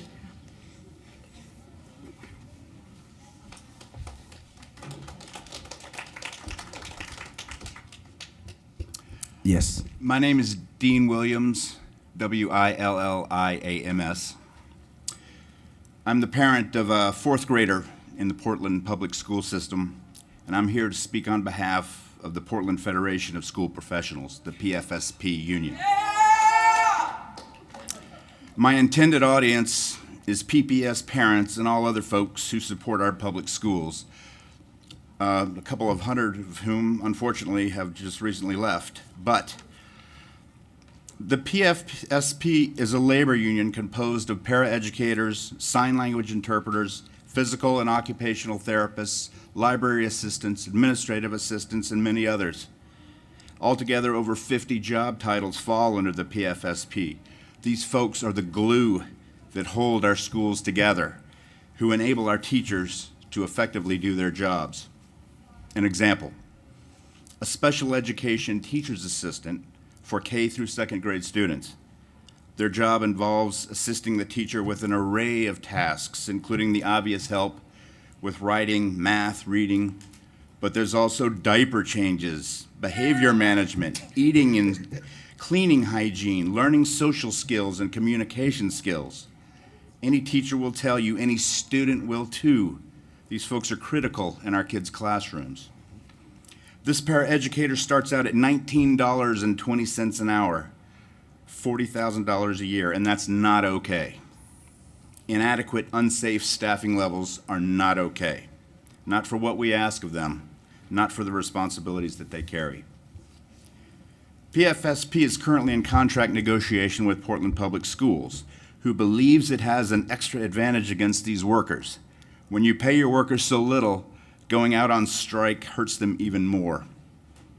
Most of these folks are living paycheck to paycheck, working second and third jobs. But the PFSP union has so far rejected 2 unacceptable tentative agreements with record-breaking numbers of their members voting. And if PPS remains intractable, they will strike. A quote from John McDuffie, PFSP president.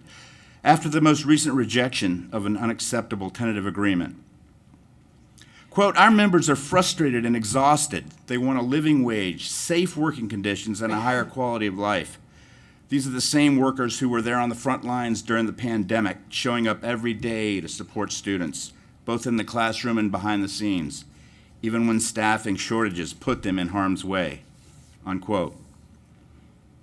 If PFSP goes on strike, possibly in March, they ask for our support. We parents, we proponents of public school education. They ask that we show our solidarity with their cause by calling, texting, emailing the Portland Public School administrators and also these board members. They also ask that if they go on strike, that our kids do not cross their picket lines, that we keep our kids out of school during a strike. That's a big ask, I know, especially in light of recent missed days. But we live in troubled times, to use the cliche, and solidarity with our public school workers, with workers in general, with unions, is just the first step in making a livable world. Thank you. Thank you so much for your comments. Ms. Bradshaw, is there any other public comment? Would you like me to call the two people who didn't come up? Yes, please. Okay. Jennifer Evans and Kelly George.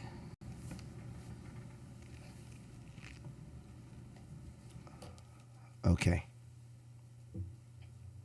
Well, I want to thank everyone that did come up and shared their comments. Again, like I said, I know that coming up to the dais is not it's not always an easy thing to do, but it is imperative that you do so that you can truly share your voices and so that it can go on record and you can be heard.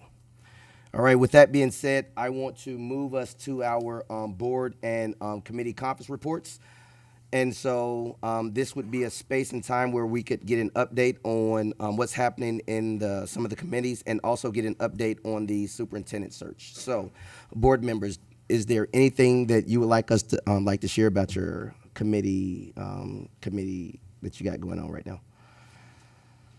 You don't have to say something. You can say pass. You can say pass. We can. I don't want you to feel pressure. There's no pressure. No pressure. So I have something that's not related to the policy committee, but I have something related to the committee that was action that was paused from last year. So there was a local option levy committee, and we paused action because we made the decision not to refer the ballot measure at the last election, and instead we're going to wait for the May this May election. So just wanting to note both for the board and the community that in February, we likely will have a renewal come before the board. We would have to take action at the no later than the second meeting in February in order to qualify for the May ballot. We have to have something to the elections office by March 1st. So I just want to flag that as sort of upcoming activity. And by having it on the May ballot, then we also would have an opportunity then, in addition to, as we've talked about quite extensively, look to the November ballot for the next bond. Thank you. Anyone else?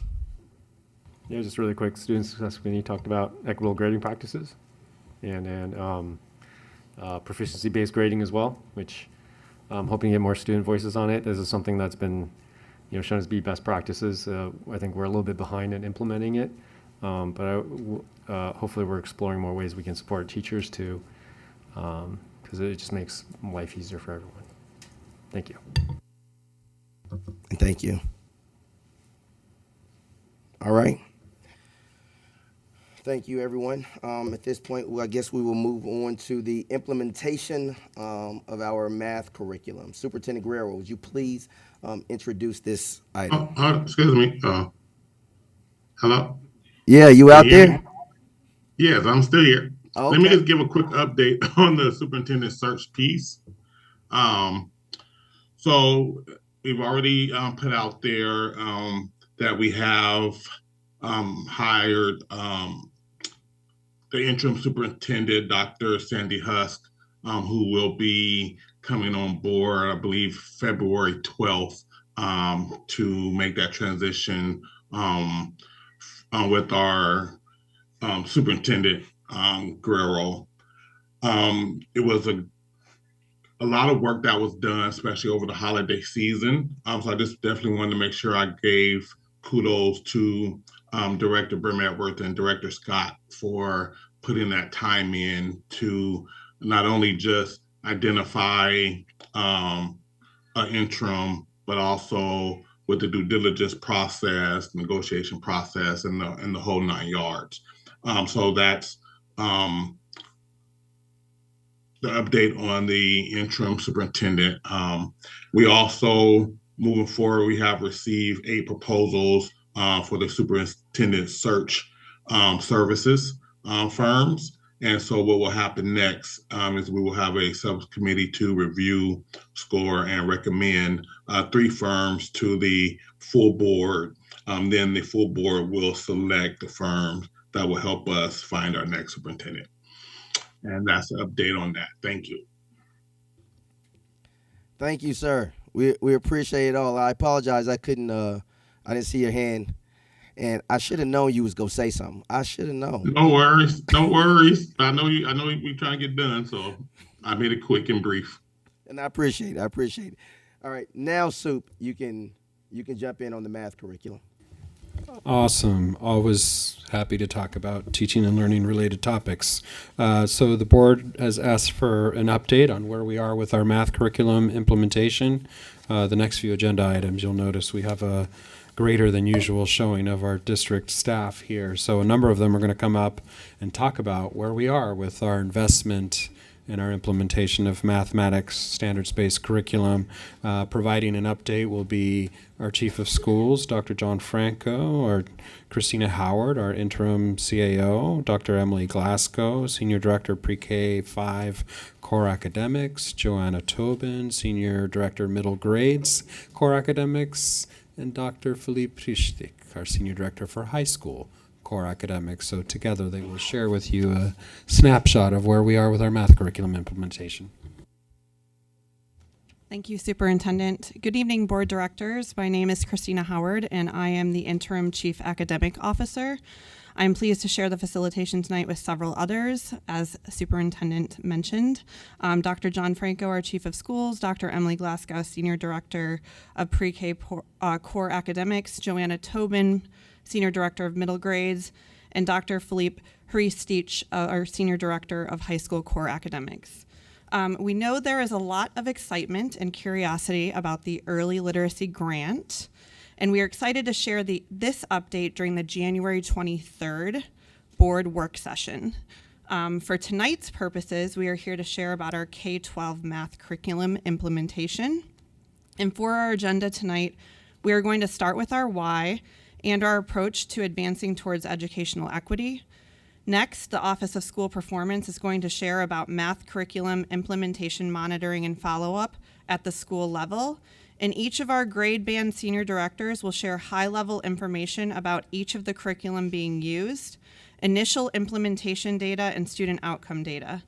It is important to note that we are still in our early implementation stages. K-5 is in year 3, and 6-12 is in year 2. During our early implementation years, we want to see teachers using the adopted curriculum materials and working with their colleagues and professional learning communities to understand the new approaches to teaching and learning. I'm going to reiterate this quite a bit throughout the presentation.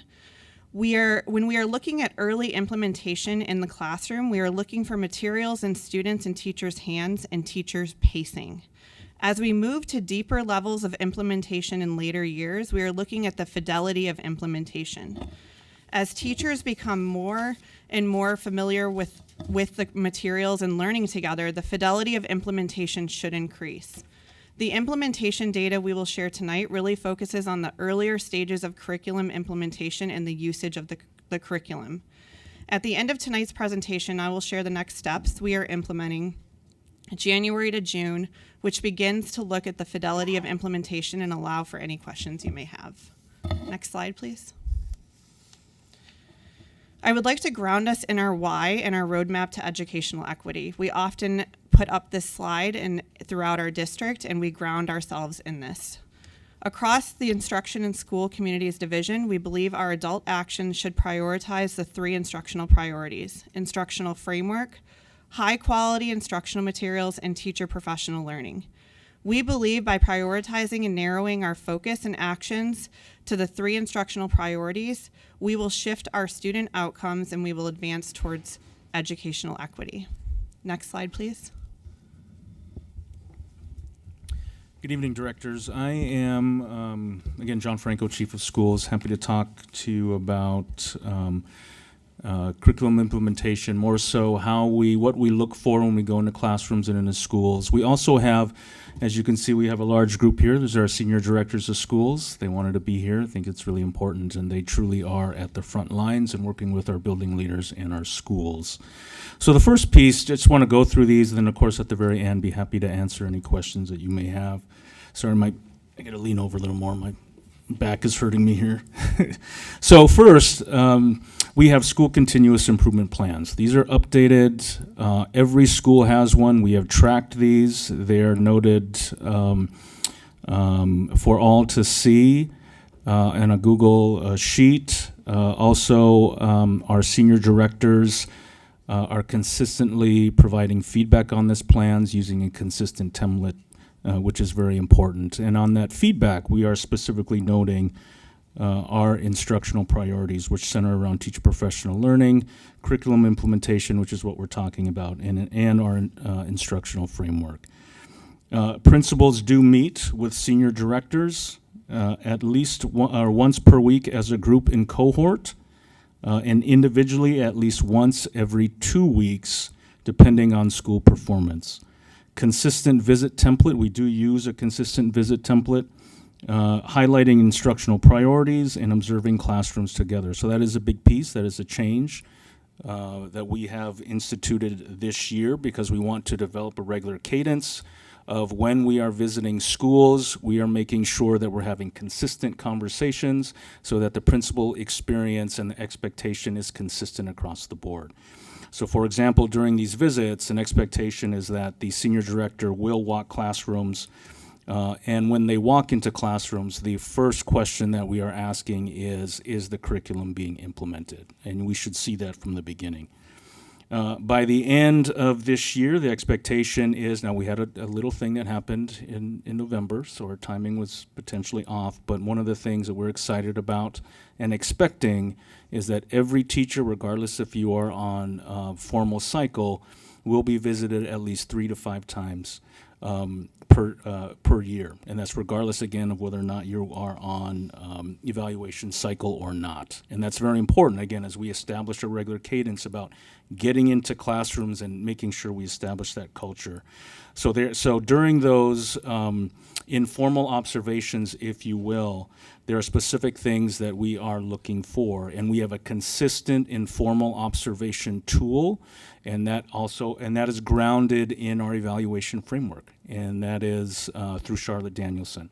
And so we use that, and principals are incorporating that, because what we found earlier on previously is that principals were just doing some things different. They were getting into classrooms, but it wasn't necessarily using a common tool. This informal observation piece is helping with that, and then also provides an avenue for more calibration and collaboration with senior directors and principals. And a piece specifically around the 8th grade, since we're talking about math curriculum, so if I were to use the informal observation template, for example, Standards 3B is engage students in learning instructional materials and resources. Instructional materials and resources are suitable to the instructional purposes. So that's the proficiency level right there. So that is in the informal observation template. I would also highlight in that template 1D, which is teacher displays solid knowledge of the standards and important concepts in the subject matter. So when we're talking about, again, math curriculum, since this is the topic, there are specific points that we expect to note documentation on within that informal observation tool.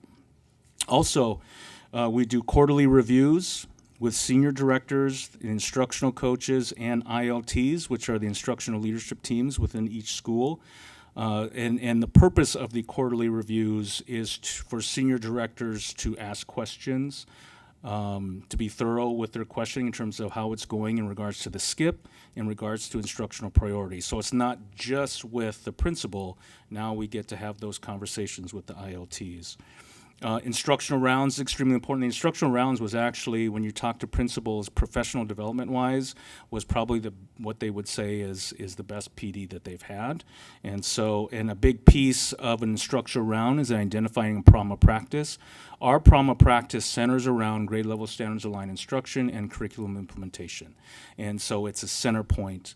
And so when we're consistent going around into rounds into schools, knowing that that's the consistent marker, it just helps, again, from a collaboration, calibration perspective.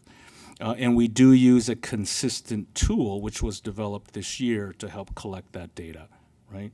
And then we will also do, and they'll share some data in terms of a survey that we just conducted with building leaders where they will self-report. We'll do that again, at the end of the year, so we'll have, again, a percentage. Our goal this year was 80%, I believe was the goal. Next year it'll be 100%. But we'd have to have those numbers, and that helps, obviously, with implementation. I talked a lot. Sorry, Director Green. I know you want to be fast. No, thank you, Dr. Franco. I think I'm up next. I'm Emily Glasgow. I'm the Senior Director of Pre-K-5 Core Academics. We were hoping now to sort of dig into each grade band and give you a little bit of a clearer picture of what early implementation of our curricular resources looks like in each grade band and what some of our early outcomes are. So I'll start with K-5 and then I'll pass to my secondary colleagues for 6-8 and 9-12. For K-5 mathematics, we are currently in our third year of iReady math implementation. In all of our K-5 classrooms, students now have 75 minutes of core math instruction daily. This breaks down to 60 minutes with the core iReady lesson and an additional 15 minutes of either math talks or math practice on the digital MyPath program. During the core math block, students are engaged with grade level standards aligned math tasks. They use the try, discuss, connect routine to grapple with problems and then share their strategies and approaches with classmates and then connect new learning to novel problems. Math discourse and use of tools and strategies are critical to the math learning that's happening in our classrooms. All K-5 students take the iReady diagnostic assessment 3 times per year, which places them at their appropriate practice level on the digital MyPath tool. It's recommended that students spend up to 45 minutes per week practicing just right skills on this digital program. Students who then need additional intervention in math, in addition to everything else I've mentioned, receive this below grade level support during the What I Need or WIN block that's scheduled daily. We began training teachers in the iReady curriculum in summer of 2021. That summer, we provided initial training to 96% of K-5 educators. Each year following, we've continued to offer 101 training to new educators or educators who change grades.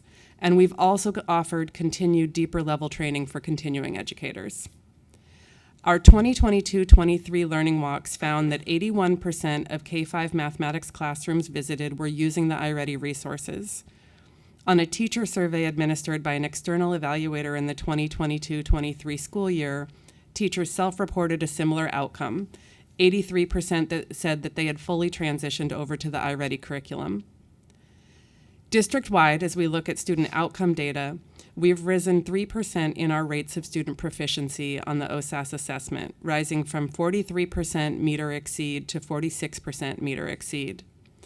Overall, when disaggregated, this equated to a 1% gain for Black students, a 1% gain for Latino students, and a 3% decline for Native students. 16 of our elementary schools made 5% or greater gains in proficiency on OSAS last spring. Markham, Lent, Lee, Woodlawn, Astor, Arleta, Boise Elliott, Bradamile, Buckman, Laurelhurst, Lewis, Richmond, Rigler, Rose City Park, Sitton, and Whitman. You heard earlier in the year about the terrific implementation and leadership work happening at Sitton Elementary. While Sitton is not the only elementary school that has seen marked improvements in math outcomes, their disaggregated data is a positive proof point that when implemented with high integrity and support, the iReady curriculum can support all of our students, and most specifically our focus priority students, in accelerated mathematics outcomes. And you can see those outcomes highlighted on this slide, disaggregated by race for our priority populations of students.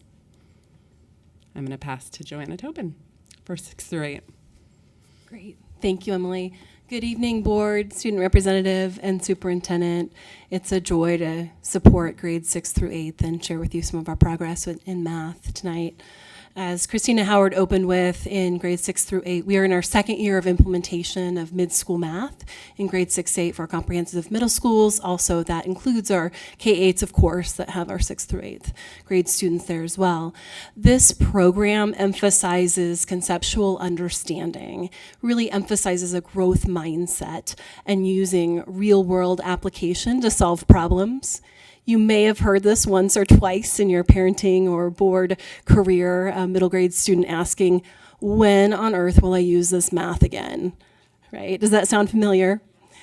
And this curriculum really addresses that question with taking a real world problem and a learning target and then framing that in a way that students need to grapple with that productive struggle together cooperatively in the classroom.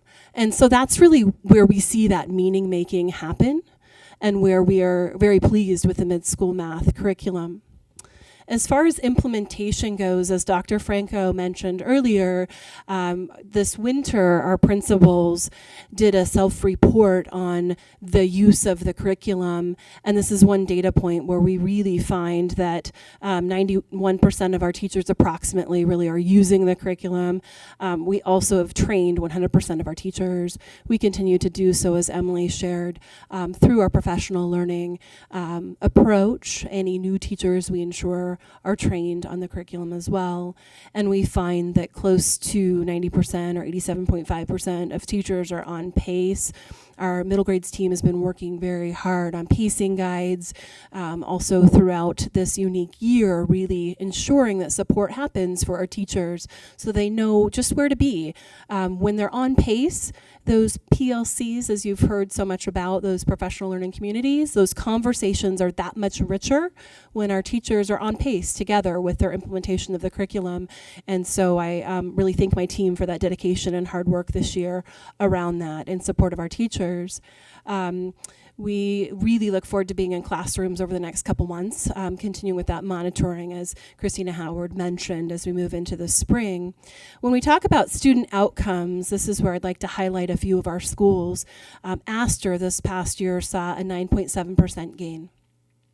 Beaumont Middle School, who you recently heard from in a board meeting, experienced a 10.9% change in the positive direction. Gray Middle School also had a notable 8.9% change. Selwood Middle School with a 9.5% change. What you also don't see on the slide here is also worth mentioning, of course, is Mount Tabor, Jackson, and Laurelhurst all saw over a 5% gain in their OSAS scores in math. So certainly credit to the dedication of our teachers really implementing the curriculum.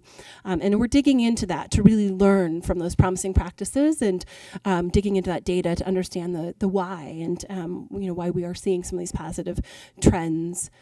Also, as Emily also referenced in her previous slide, really looking at our student populations disaggregated by race, we see that all of our students from the 2022 to 23 school year on the OSAS saw a gain from 39% to 43%. You can see our Black student population was 7%, maintained the 7%. Our Latino population saw an increase from 17% to 20%, and our Native population went from 14% to 12%. So we really are looking at the why around that, looking at how we continue to support all of our learners, and look forward with the implementation of progress to come this spring. And with that, I will pass it over to my colleague for high school, Philippe Priestage. Good evening. Can you hear me? Okay. So this is the second year of the math curriculum implementation at the high school level. We're using illustrative mathematics. This curriculum is aligned with Common Core standards, with Oregon math standards, and is highly rated by EdReports as well. The curriculum helps students develop a deep understanding of mathematical concepts, build procedural fluency, and allow students to solve mathematical problems that they encounter in their personal lives. The preliminary data indicates that we're well on our way to making sure that the curriculum is used in our classrooms. You can see that 96% of our teachers have been trained thus far. 80% of our school leaders indicated that teachers are using the curriculum and are on pace. We don't have reliable OSAS data because about 50% of our high schoolers did not take the test last year, but we do have course passage rates, which are above 75% across the 3 core math classes for algebra, geometry, and algebra 2. The big exception here are the course passage rates for our native students when it comes to geometry and algebra 2, or algebra 3-4 as we refer to. The really exciting news is that we continue to see a growing number of students taking advanced math courses. These are typically courses that our juniors and seniors take. We're seeing increases of 10 to 25% across our racial groups over the last 3 years, including our Black, Hispanic, and multiracial students. 750 students, high schoolers right now, are taking dual credit courses. These are courses that have been approved by Portland Community College for college credit, and these kiddos collectively have the potential of earning $375,000 in worth of college credits this year just in math. So that's really exciting to see. Yes. Free money. I mean, not free money, but money well earned. And that's really the hope and the theory of action, is that if we have a strong foundation of an adopted curriculum in early grades, more of our students will be accessing college level coursework before they even finish high school. So thank you.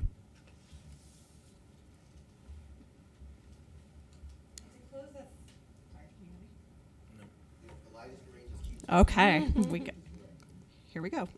As I just close this out, I shared at the beginning of the presentation, we're really shifting our focus to looking at the fidelity of implementation of the math curriculum starting this month. And so, again, earlier usage is looking at teachers having it in their hands, students having the materials, becoming familiar with all of the curriculum. Now we're looking at fidelity. So are they using all the scaffolds and supports that are built into the curriculum?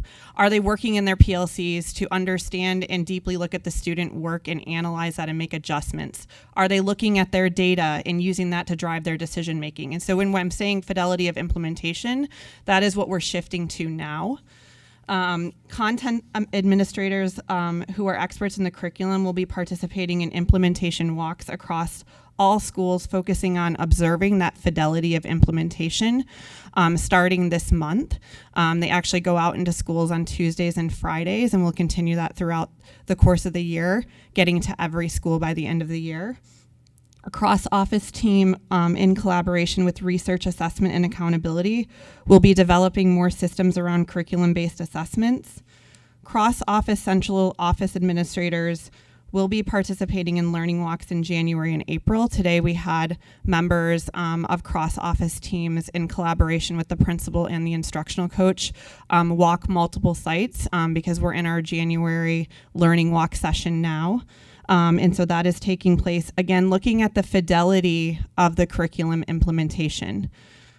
The Office of School Performance will be conducting instructional rounds across all schools in collaboration with central office administrators, building leaders, and coaches.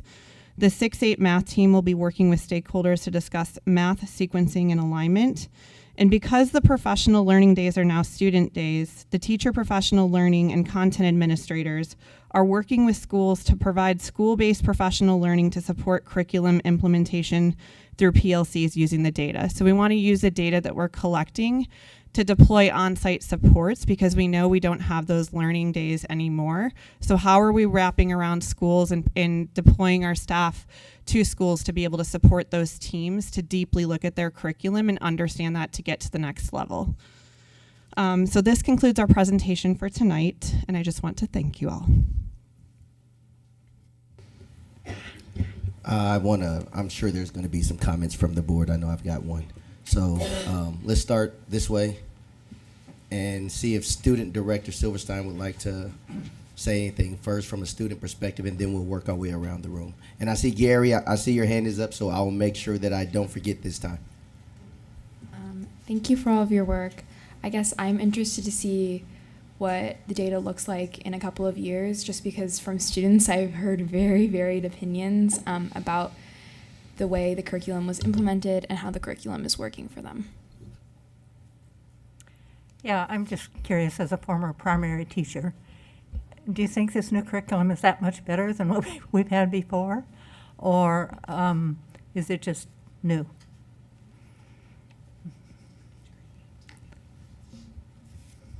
Yeah, I mean, what I would say specifically about the K-5 curriculum is we are now working with a K-5 curriculum that is grade level standards aligned and is putting grade level standards aligned tasks in front of every student every day. And I could not say that about our previous math curriculum.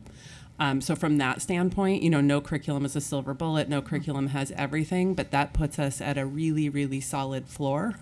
And when used really well, this curriculum really engages young students in some of what Joanna was talking about, that really meaty, rigorous discourse and strategy sharing and thinking about mathematics in a way that our previous curriculum didn't demand. Because I'm looking at 75 minutes for kindergarten and math. Obviously, it's a lot of games and not sitting there doing math problems.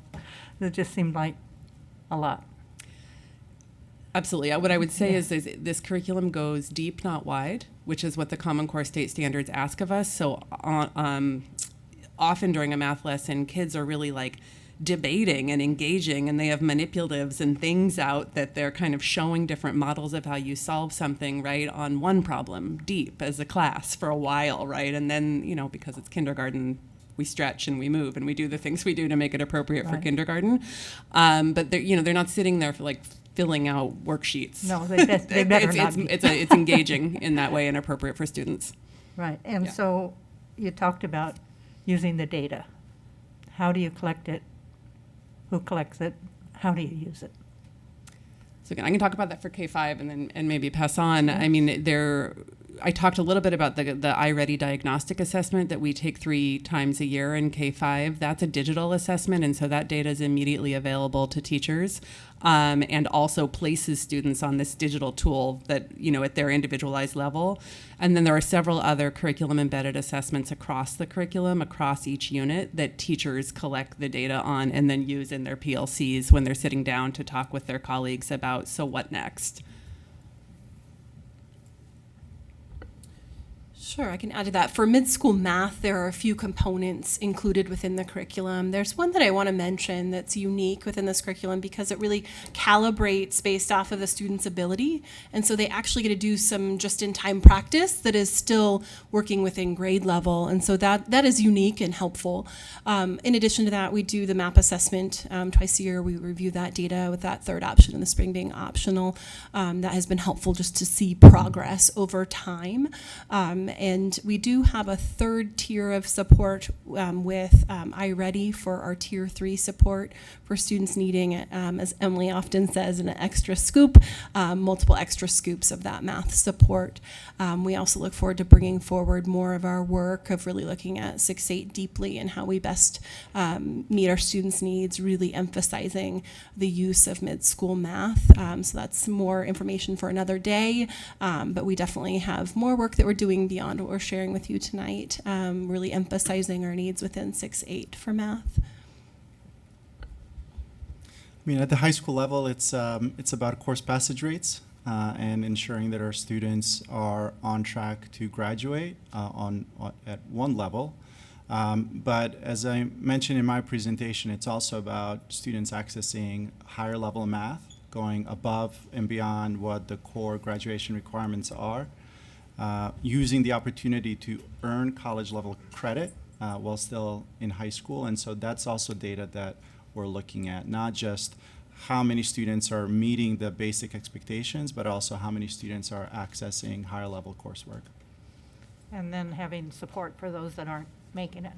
Absolutely, and intervening as soon as possible. So at the high school level, we're fortunate to have every other week what are called flex periods or flex times. And teacher teams do a really effective job of using those opportunities to really support students who are experiencing some deficiencies. So rather than waiting until the end of the year, our schools, our teachers use those times to support students around specific learning targets. Thank you. Great, thank you for the presentation. Two quick questions. You talked a little bit about high school students in advanced math. Does the curriculum allow for accelerated math at the K through 8 level? I know that's been a topic in past years. Okay, we'll go in reverse order this time. Love the question. We have done a lot of work around this. We need to make sure that our students access grade level standards aligned, right? So 6th grade, 7th grade, 8th grade. We do have some current pieces within our system that do accelerate a bit prematurely, and so we're really looking at how we best address that and also maintain an advanced pathway. That's very important. We have some system-wide pieces that accelerate some a little too soon, and so what we're aiming to do is maintain an advanced pathway for sure, and also make sure that our criteria for getting into those advanced courses are not doing so in a way that forgoes the importance of mastering 6th, 7th, and 8th. So that's been a lot of our work recently. And I would say within the K-5 classrooms with the iReady curriculum, it's really built for differentiation up and down and across and between, right? And so over the course of a week, an introduction of a new concept might start whole group, and then there would be think, pair, shares and small group and kids kind of accessing where they can. And then over the course of the week, there'd be time for small groups where the teacher can differentiate exactly how different groups of kids are getting supported through the curriculum. And then the iReady MyPath tool, the digital tool, is a personalized pathway for every student where they get to practice exactly where their diagnostic places them. So those are all opportunities for differentiation and acceleration.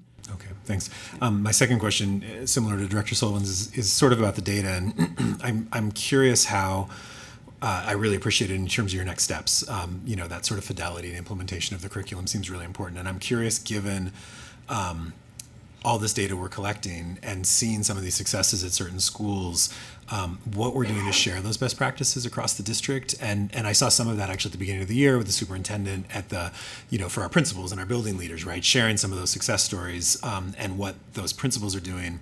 And I guess I'm specifically wondering, do we have anything in place for some of our educators who are showing real success, that we're seeing the results of their students have moved up 10 points, 15 points, for them to share with some of their peers within the district, some of their best practices and what they're doing with the curriculum that seems to be working?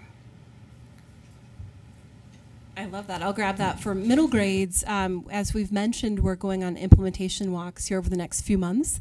And we have this idea in infancy stage of really from there identifying some classrooms to spotlight. And then we have the question of how could we create a little bit of a collaboration to go in and see some of those spotlight classrooms, or should our educators be willing to have us film? How can we really capture these lovely practices that are happening and great teaching and learning opportunities to really do some peer-to-peer learning in our district? Okay. Either end of the spectrum. Thanks for sharing the implementations. Exciting to see it roll out and to see some of the preliminary data. Just to build on Director Scott's question, I'm going to ask about sort of the highest level, the higher levels of math. If at the high school level, what's the highest level of math you could take, like the end of the sequence? Off the top of my head, I would say calculus BC. So second year of calculus. Second year of calculus. So if you were in middle school and you stayed in the 6th, 7th, and 8th grade math classes and sequences without acceleration, would you be able to, by your senior year in high school, take that highest level of math, or would you have had to take that some acceleration in the middle school? Getting to calculus BC would be very difficult at that point. That said, there are opportunities to accelerate in high school, and many students do take 2 classes a year. So students who come in algebra with take algebra their freshman year, which is a perfectly appropriate place to be as a ninth grader. Students can take geometry and algebra 3-4 the following school year, then take pre-calc their junior year, and then take calc their senior year. So they just have a lot of math that second year. Yeah, and that's the hope, is that our kiddos come into high school with a solid foundation of not just procedural fluency, but conceptual understanding as well, and application. But it's not that you wouldn't be able to accelerate within high school. It's not like you'd. It's inconsistent. Okay. And the other thing to point out is, as you all know, high school students need 24 credits to graduate. They have room for 32. And so there's plenty of space in their schedule. Yes. Can I just pick it up on that? Can I just say one more thing? Yeah. Sorry to interrupt. There is also a concern that students who do take Algebra 1 in 8th grade sometimes don't take 3 years of high school level math. And that's something that we want to avoid, right? Yeah, just before we leave this point, because it's actually, I wanted to clarify. The reason I asked my question about that was actually to get to this exact point. And I think I'm assuming that this curriculum is based in evidence, in practice. And I think one of the important conversations to have with our community is exactly what we're having here. And it's hard, because particularly if you have a child who's gifted in math, as a parent, you often want to see them go into accelerated math. And I think if there is data and evidence that shows that a solid foundation, 6, 7, 8, and then my own child didn't, but she has friends who have taken 2 math classes in 1 year, that there is that opportunity, to your point, I think is really important. And I'm assuming the evidence shows that those kids might actually even be better off as a result. And I think the more we can have that conversation with our community, the more they'll understand that this is not a punishment. This is actually based in practice, and it actually is intended to have a better outcome in the end. So. Yeah, just to follow on that point, I know there's been a lot of conversation about sort of who has access to acceleration, and I think we would really benefit by having clarity of like when that's appropriate, and then also the benefits of staying in the curriculum, because you still can finish that highest level math if you desire. So that was on one end. I wanted to ask then a question about some of the middle school data, and it was really disappointing and sad to see the 7 to 12% proficiency rates for Black and Native students, and I noticed there was an overall of 30, went from 39 to 43. I'm wondering didn't have a breakout for white students. I'm assuming if you have, say, 39% proficiency of all, that includes all, and so the average would be lower. Do you have the data for? And then I have We can grab that. I think your quick math is really right on, and my apologies for leaving that out on there. Because their numbers would likely be higher, and so like the gap would be even greater. It is. And so I'm going to then just sort of focus in on this, the comments about the material being aligned with grade level standards. What are we doing that is allowing a student who didn't master or wasn't proficient in the grade level standards, who now is in the next grade levels, is now getting the curriculum in the next grade levels standard, to not only master the one they hadn't mastered, but then also the next level or grade of proficiency? I think it would be best to hear from each of the grade bands for this one and share about the built-in supports that are within the curriculum and how they actually are intentionally built to do that. Yeah, and it's a great question. It's sort of the age-old question of how we do our work in differentiated classrooms. the research is exceedingly clear that every student needs grade level standards aligned core instruction, right? We can't expect students to get here if we're only teaching them here, right? We've got to be raising everyone to the bar. So that's the expectation, is every student is getting that every day during core block. Core block can be supported in different ways for different kids. In elementary schools, some of our elementary schools, we have interventionists, learning acceleration specialists, sometimes special education teachers, different teachers who sometimes push in to the core block and help scaffold and support access for all kids during that block. Then there are parts of the week, parts of the day that are differentiated, where students might actually be working on different skills based on where they are. And then in our elementary schools, again, we have that WIN block every day in 1st through 5th grade that's specifically the part of the day for those extra scoops that Joanna mentioned, where on top of your core instruction, on top of your personalized practice, you're getting that direct intervention if you need it. So that way you're getting this and you're getting this at the same time daily. So every day, if you had a student who wasn't proficient, or you were a student who wasn't proficient at grade level, you would be getting an extra block every day. You'd be getting your regular standard-based instruction, and then you'd be getting an extra block every day. In an elementary school, school teams, based on data, each grade level team makes decisions about how to use that daily WIN block, because it's for language arts and math. And so if a student needed intervention in all content areas, the team would need to work out how to differentiate that time across the week and how much, how many minutes in each area a student gets. If you only needed it in math, you might get that every day. Do you think, based on that model, we're going to see a significant closing of the gap? All research and data would suggest so, right? That's the long game that research is very clear on. Again, that model of every student gets that core high standards instruction with scaffolds and supports. And then as needed, students also get intervention on top. We know, to Christina's very early points in this presentation, all of this is learning for adults. Right, how you do this strategically, how you use that data well, how you plan your interventions. So we're trying to give very thoughtful guidance and clarity to our educators around the resources they should use in those situations. And adults are learning. And WIN is new within the last couple of years in PPS, right? So everybody's learning their way into it and really trying to use the resources they have as effectively as possible. So I think when it all comes together, as it all comes together in a school like Sitten, where we're seeing it all come together, we're seeing the results. So the difference between the past, when we had kids less than 10% proficient in a subgroup, and now would be that the reason we're going to see something different, and hopefully not in a really long game, is that they have a standards-aligned curriculum that the teachers have professional development in, that is being implemented with fidelity, and for those students who need extra, they're getting extra.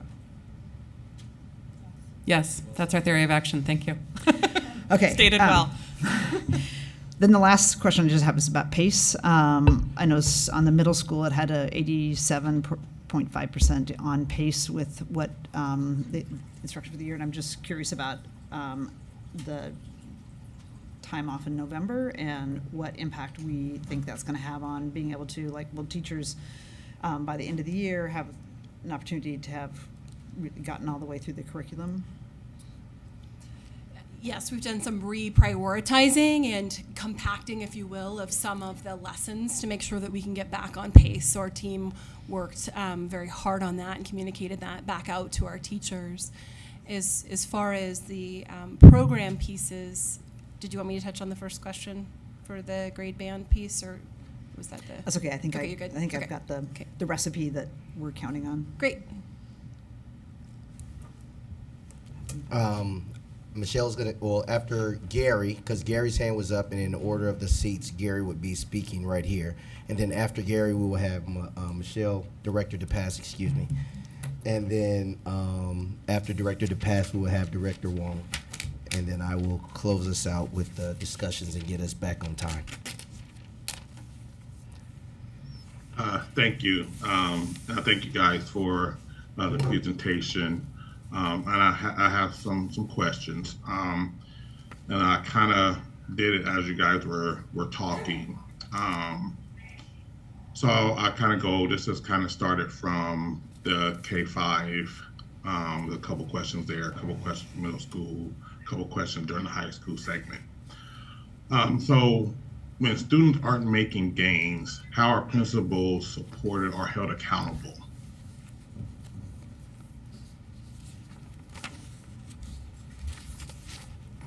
You got them moving seats now, Gary.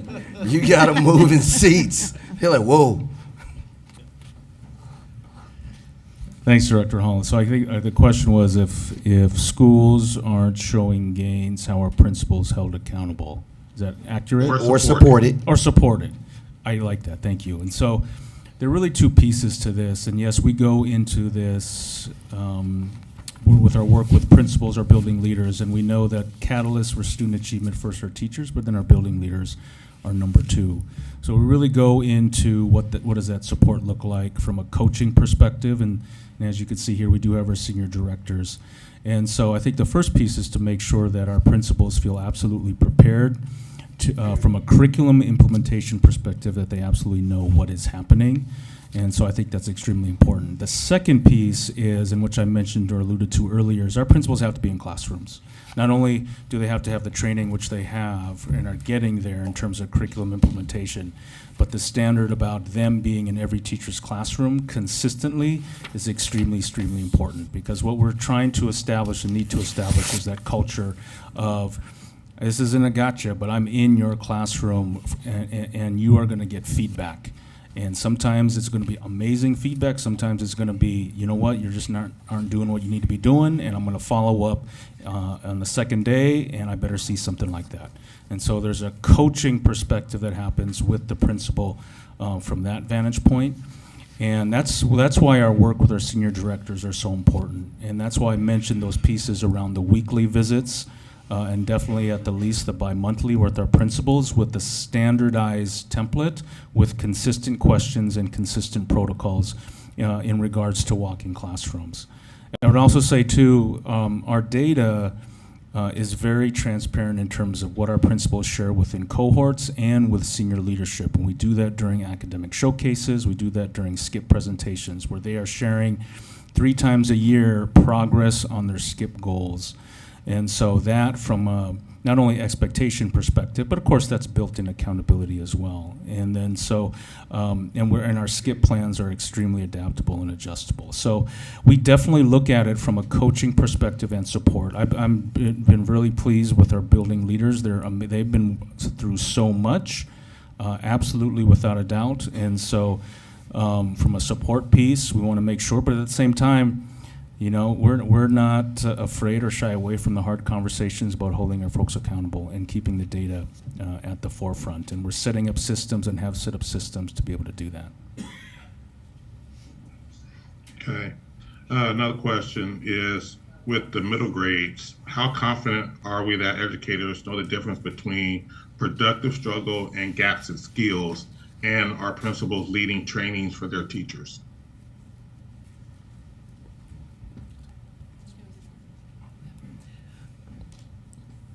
I love that question, and I think mathematics learning in the 6-8 classroom really does need to be about the productive struggle. And so I would say one of the big growth areas that this curriculum and the training around the curriculum has brought to our classrooms has been, how does the teacher really change their instructional approach to being the one delivering the content, to now being the one who's posing the problems, right, and then helping students match that learning target to that problem and have that productive struggle, really work through things. And so we are seeing a shift over time, and our further implementation will support this as well, of really changing what it looks and feels like within the math classroom. To your question around, I'm sorry, can you repeat it? Was it around the accountability of that happening? No, what I asked was just, how confident are we that educators know the difference between the two, and our principals leading the training for the teachers? I think that is the training. I mean, that is what's happening right now. That is the continued work. And so as Dr. Franco mentioned, the examples of feedback, an example of feedback would be if the teacher is talking the majority of the time, we need to coach that teacher on releasing that and really getting comfortable with students doing the majority of the work and holding the majority of the conversation and reporting back and crosstalk. An example of a professional learning that we did this week with our leaders that that our assistant director of math and science led really was looking at a video. We actually watched a video with our leaders, an example of a classroom and dialogue in the classroom, and then had meaningful conversation about, did the teacher hit the mark on this? It wasn't a PPS teacher, it was another teacher, but using our curriculum. And so how are they meeting the mark, not meeting the mark, what needs to be improved? How do they pause their conversation and know what types of questions to ask?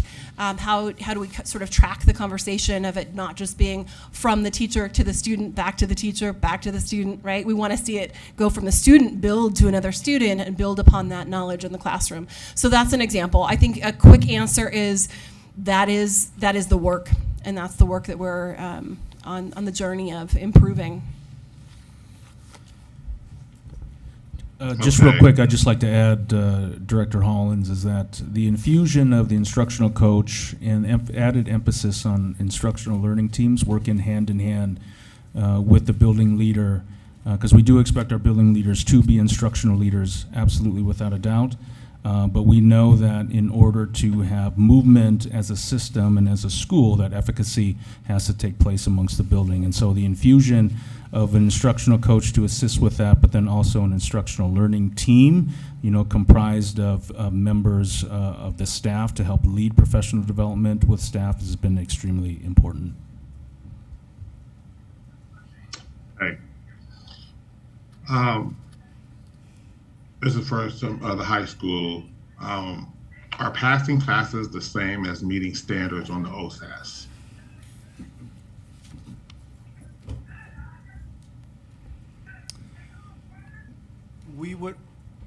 I would expect our students who do well in our core math courses to also do well on the OSAS.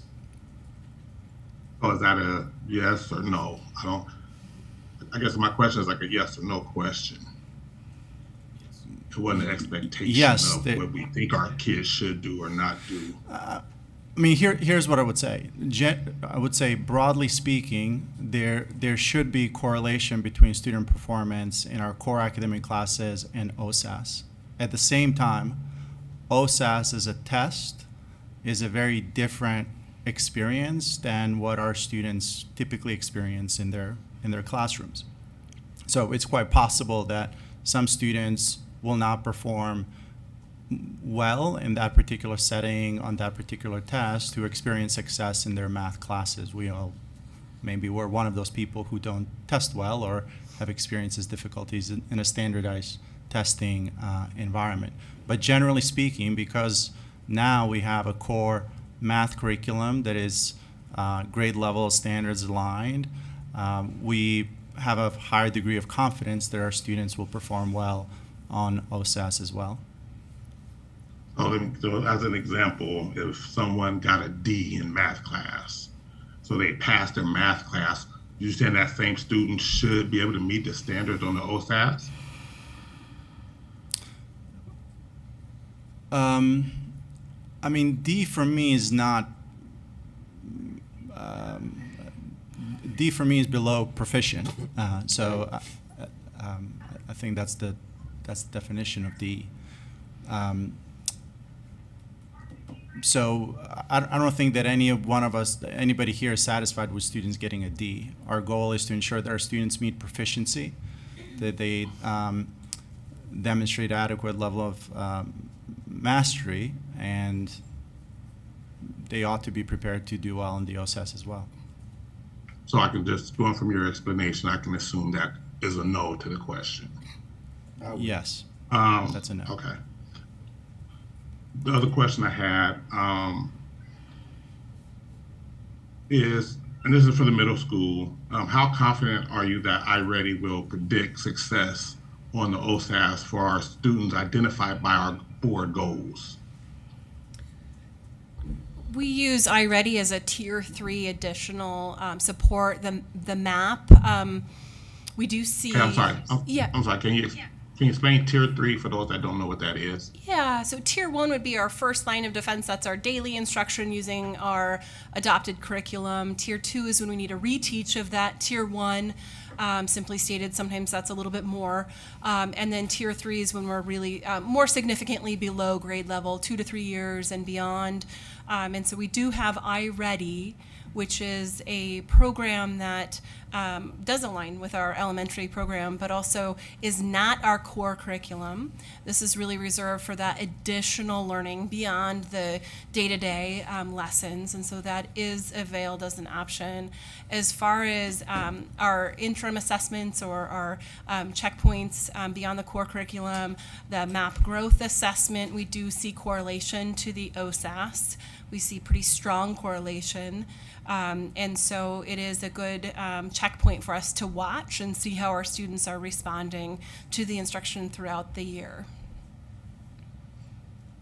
Okay, so you are confident that iReady can predict success for the OSAS for our board goals, the students identified by our board goals. Yeah, I think the use of the assessment, the fall and the winter assessment with the MAP growth is a good indicator for us to watch and then see the summative assessment of the OSAS in the spring. Okay. Last question, I think that's just for elementary 2, and this goes back to my question around, when students are making gains. Given the specific, can you give a specific example of a school struggle and how they intervene? And this is so for as a board member to know what we need to do to help support our principals as well. Can you say a little bit more about your question? So this was actually an add-on to my other question that I said earlier for the elementary, when we talked about if a student is not making gains, how principals supported or held accountable. I was wondering if you can give us a specific example of a school that struggled and how we intervened, and also what can we do as a board to help support our principals. He's asking for an example. Give us an example of how you did it. I think the Office of School Performance is. Give us an because example. I always hear sitting, and when I look at the raw data for sitting, and especially when we talk about the percentage growth for African Americans, we're talking about a small number of students. I believe is almost under 10. So when we talk about sitting, which I know overall they did well, but when it comes to our kids of color, it was such a small sample of kids that, for instance, I want to say it was less than 10 kids. Well, yeah, 1.5 or 2 moves, it makes a big jump. So I want to make sure that we're comparing apples to apples. So. Yeah, thanks. Appreciate the question. I am, again, I want some of our senior directors to get a little bit of face time, so I'm going to call up Randy Lurie, and he could talk a little bit about addressing some of Director Holland's questions specifically around a school that you have worked with that maybe have struggled in the past. Sorry, I'm just reiterating the question. Yeah, switch. Hello, Chair Hollins. How are you? Hello, how's it going, Randy? Good. I didn't bring any big, soft, chewy nerds for you. Oh, sucky ducky now. A little inside joke from mediation. When I was hired as senior director of schools, I was fortunate enough to be asked to support, which at the time were our seven K-5 and K-8 CSI, TSI schools. Part of our work took us to work with the University of Virginia Professional Learning in Education. Throughout that process, the 7 school cohorts worked to transform within their schools the things that they do. And part of that work was also working with the district core change team to set conditions at the district office to allow schools to succeed. Sinton specifically, and I think you heard from Principal Becky Berry and Assistant Principal Martinez earlier in the fall, first and foremost, the instructional leadership there was no nonsense. It is about students. It is about what we deliver for students. And it was interventions with educators and supporting them through observation and through evidence, supporting educator growth to support students within the context of what is expected of the implemented curriculum. The other piece that we haven't really talked too much about that Sinton did really well is their use of professional learning communities. In that experience, every Friday, as an example, both principal and assistant principal met with K2 and 3-5 grade level teams, and I attended several of those, and in every instance, they talked about students by name. They talked about students and their proficiency, whether it was on a common piece of work that had happened that week or around a common assessment that happened. They asked the question about what do we want students to learn, how are we asking them to show it, which students are proficient, which students are not yet proficient, and why are the students who are not yet proficient not yet proficient? In other words, where is the gap in the learning? And in that discussion, they talked about what the next steps were going to happen that day, that week, prior to the next professional learning community. It was just no nonsense, and you just did it. And that was their approach, and I think you heard from them. And the PLC aspect as well was really powerful in supporting direct change in the classroom. Yeah, and I get that. And I heard the stuff from Sinton, with the principal and stuff. Oh, okay. I get that. Sorry. Similarly, I get that part, but when we talk about like our kids of color at Sinton, when I look at the data, it was only 2 kids that actually passed. So, and they also had the UVA funding as well. So I guess I'm talking about more of a school that didn't have that additional support and funding. That didn't have that additional support and funding? Correct. Well, the last 2 years, I'm with a new set of schools, so the last 2 years I worked with schools that all had the opportunity to go to UVA, and I think I can point to Lent and Wrigler as well with similar approaches to sort of no-nonsense expectations in the classroom and the use of professional learning communities. I know at Wrigler on a number of occasions throughout the year, the last couple of years, Principal Silvas used opportunities to have teachers go do some observations in each other's classrooms and then offer each other feedback for growth.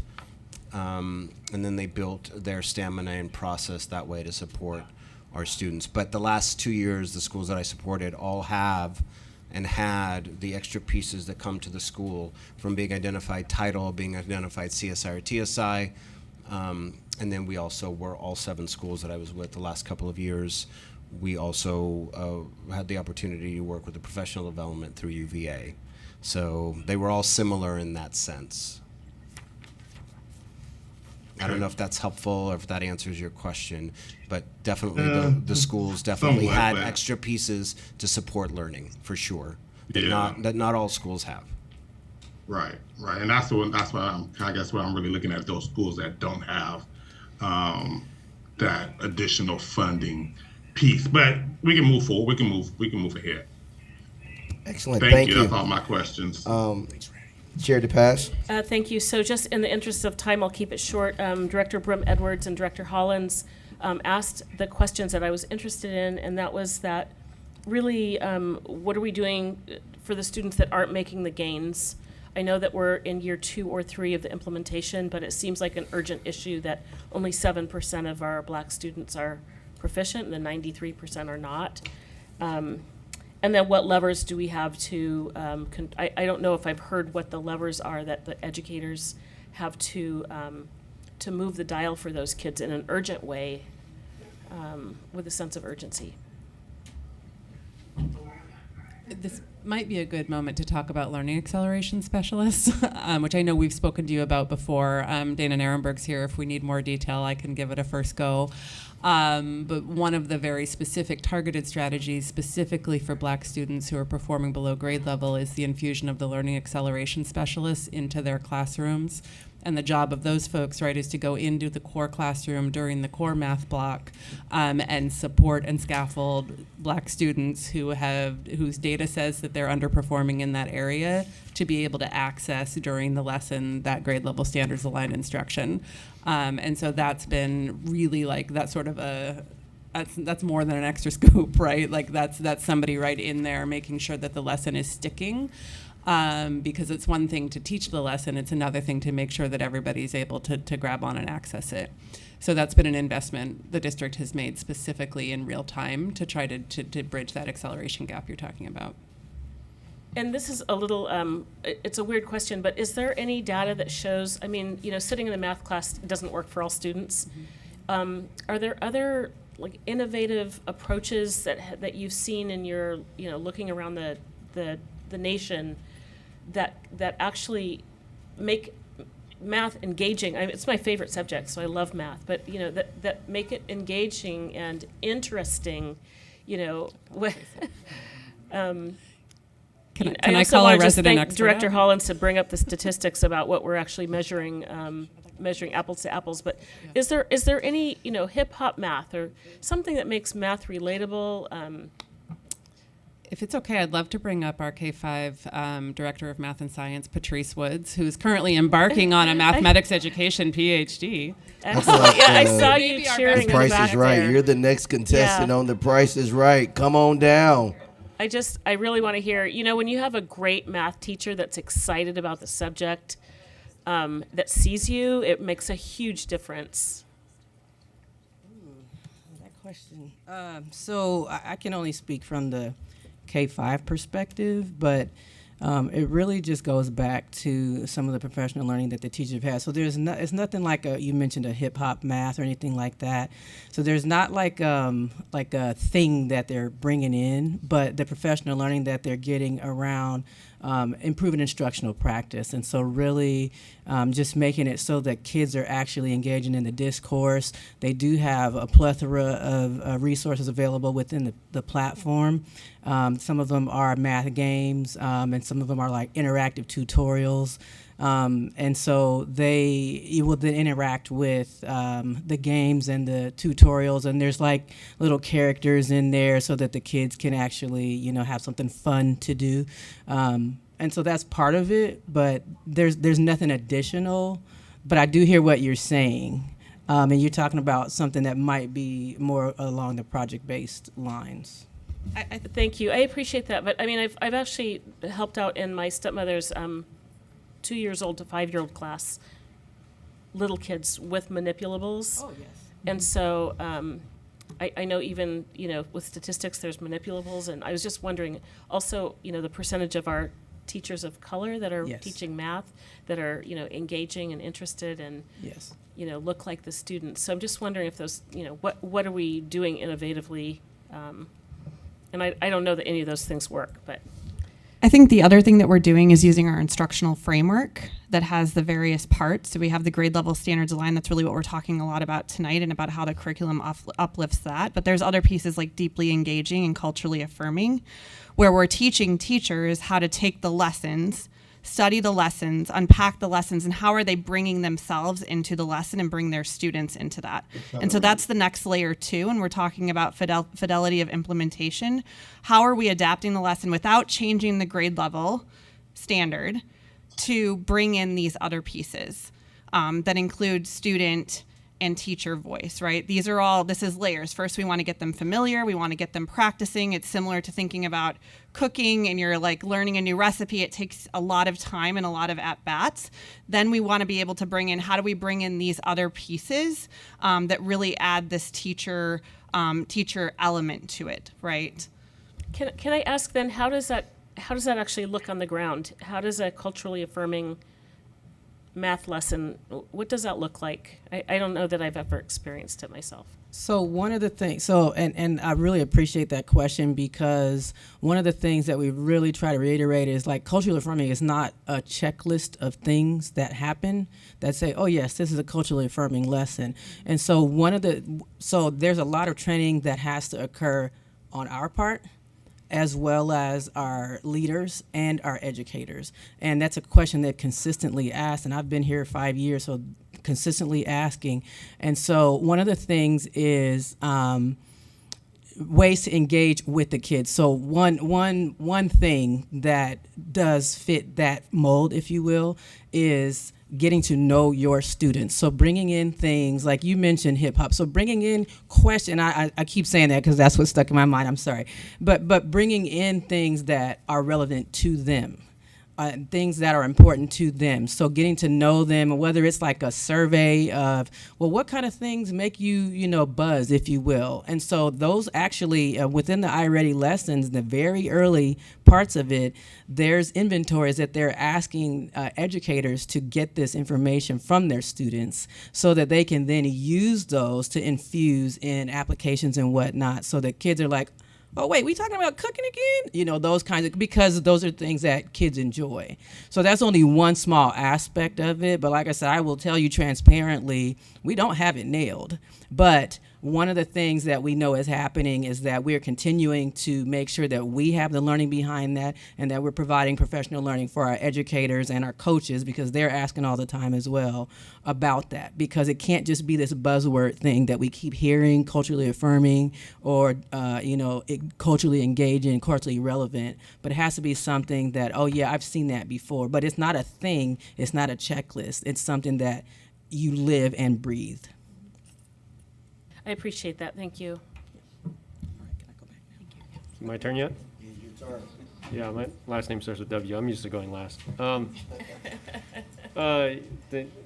you kind of asked, again, part of benefit going last is everyone else has to ask my question. So, I like that question about culturally affirming, because it's a methodology. It's not a checklist. I mean, it's like things like getting rid of deficit thinking, or knowing your students' relationships. And it can be learned too, which is awesome. So I guess there's a lot of like higher order thinking or answers and stuff like that, and I kind of like to get into like the nitty gritty, kind of see like what it looks like day to day. So I'm going to ask kind of a day to day questions. When you're doing like one of your what's that called, observational walks and learning walks, right? What are some of your look-fors? Right, when you can, and maybe if you can give some specific examples, because I also have some look-fors too. I'm curious about how you know what you know, and how is that data being used, right? Sure, we can go grade band by grade band for this one. We actually have a very specific tool of look-fors. Christina just pulled it up for me, so I can look right at it. In a K-5 math lesson, we're first looking to see that they're on pace, that they're within 2 weeks of our scope and sequence that we've put out, so that we know they're where they should be. Then we're looking to make sure that the objective of the lesson is clear to the students. And then in the case of an iReady lesson, we're looking for that try, discuss, connect routine in every lesson. So we're looking to see that the teacher is presenting that problem, that the students are first having a chance to dig into it and try it themselves and do that productive struggle that we talked about first. That should come before the teacher showing students how to do something. Students should be having connections with each other and in discourse with each other. We should see the tools and manipulatives that you were talking about, Director DePass, being used, whiteboards, resources that come with the curriculum. We should be, one of the big look-fors across everything is that the students are carrying the majority of the cognitive load, right? The students are doing more work than the teacher. That should be happening in any lesson. And so we're looking at the way discourse flows in a classroom. Are students not only answering questions, but then are they building on each other's answers and asking each other questions, not just teacher to student? And we're looking for kind of scaffolds within a lesson. So for all the students you've been talking about who you're worried may not independently be able to access it, our scaffolds built in is the teacher structuring ways that every student can access the task. There's more, and probably we could actually share with you our list of look-fors at some point if you're interested, but I'll pass to Joanna for middle school. Yeah, similarly, we're looking for use of the curriculum, we're looking for pacing, and we're looking for the instructional practices that support the implementation of the curriculum. As I mentioned before, one of the big components of mid-school math is that interaction and productive struggle. And so we really want, simply put, when you walk into a room, we don't want to hear the teacher voice exclusively. We want to hear discussion of math. We want to hear students challenging one another, and the conversation should largely be among the students. It's very similar at the high school level. I guess another way to say it is a look to see whether the learning targets are consistent with our adopted scope and sequence. So we've identified the learning targets that we want each content area to cover for each quarter. And so when I'm in a classroom and I'm observing what's happening in that particular lesson, I'm looking to see, is this consistent with what the scope and sequence of those learning targets is. I'm interested in what the teacher is doing, but I'm much more interested in what the students are doing. So I'm assuming the teacher is the expert. I really want to know what are the kids actually doing? Are they talking to each other? Are they talking about their thinking? Are they asking questions? Are they engaging in mathematical routines and practices? And then I'm also really interested in assessments. So what do we want students to learn? How are we teaching them? And how are we assessing, broadly speaking, kind of the buckets of questions that we think about when we're observing classrooms? And then when you use that app, whatever that I can't see right now, well, the look for ones, right? How do you use that data? I think you mentioned a little bit before, but I don't know if you can give a specific example. Yeah, so I can give an example of how we're currently in the middle of a learning walk right now. And so what will happen after our learning walk is we're going to debrief as a team of a cross-office team. So we have members of the school team, we have members of OTL, we have members of Jay's team and student support services. And we, at the school site, we debrief with the building leader and the coach, and we determine some specific action steps that's going to happen and how we can support centrally with that. At the central office site, we're looking for how are we changing our systems and structures, right? How are we deploying professional learning supports to schools? How are we working and wrapping around our senior directors of schools to support them in the building with that principal and that coach, right? How are we changing our instructional coach professional learning that we have every other week based on the trends that we're seeing? How are we differentiating the supports based on the schools and the data that we're seeing? And so that's an example of how we're using that. We did have a work stoppage, right? And so we're picking this model back up now. And so that's why it was really important that I shared our next steps, because we're doing a lot of things now, and we're being really intentional and being very data driven using this aligned tool that we spent a lot of time together centrally understanding and deeply calibrating. Even this week, yesterday we had calibration sessions where both the principal and the coach of the schools we were visiting, as well as the central office leaders, they came and they learned how to use this tool and deeply understand that. And we're going to practice that throughout the year, because again, we need practice. It's not just one time we're going to go in and use the tool and be able to say, hey, we're going to look at this consistently across the board. We need practice and support in doing that as well. Thank you. That was very good. Director Hollins, I saw your hand go up and down. Were you trying to get my attention, or? Hold on. I don't think I did anything. Sorry. Okay. All right. Well, we've had a lot of questions tonight. I'm just going to throw a couple more, seeing that this is the largest part of what we do. I do think we should probably move data up. I like having these kind of conversations, but I'm gonna be brief. Don't answer them right away, because I'm gonna give you like 3 or 4 questions, and then you can talk, and then we'll move on to the next thing. So, you ready? Yeah. Go. Here we go. We've been using, and I'm going based off of what I heard each and one of you saying, that we've been doing this through K-5 for 3 years, and we've been using it in 6 through 8 for 2 years. And yet, when I see the data that we just got, if we've been using this for 3 years, why does our data still suck? Our children are not doing it. We're far beyond the marks. So if we've been using this for 3 years, and I think you said 91% of the teachers are using it, then how does this support the data that Dr. Adams gave us? So that's one of my questions. The other question is, and I've tried to put it all down. You said 96% of the teachers are trained, but only 80% are using it regularly. And then you said that 83% of them are either on pace or mostly on pace. So if they're trained, then why aren't we using it? And if they're not using it, then how are we holding them accountable for not doing what you're supposed to be doing? If we said that this is not an option and this is what we need. Are the assessments that we're using, are they summative, or are they formative, ongoing assessments? So the assessments that we have, are they summative, or are they formative, ongoing? And then what do we have in place? And this will be my last one. What do we have in place because you said we're using iReady and that, iReady is working. Well, we've also been using iReady for 3 years and our data still sucks. So how are we pivoting? How are we doing something different? Because if this is working, then why are our kids still failing? Everything that we're talking about, that it feels like we're having an adult conversation. We're talking about adults. I'm concerned about the kids that can't read. I'm concerned about the kids that can't do math. And how long do those kids have to suffer, or how many kids are we going to lose in the process while we're figuring out the implementation process that people can feel good about? And I should say, this is my last question. Are we letting our parents know? Are we using in all our tools? Are we letting our parents know that your child is failing, that your child can't read, and that your child can't do math?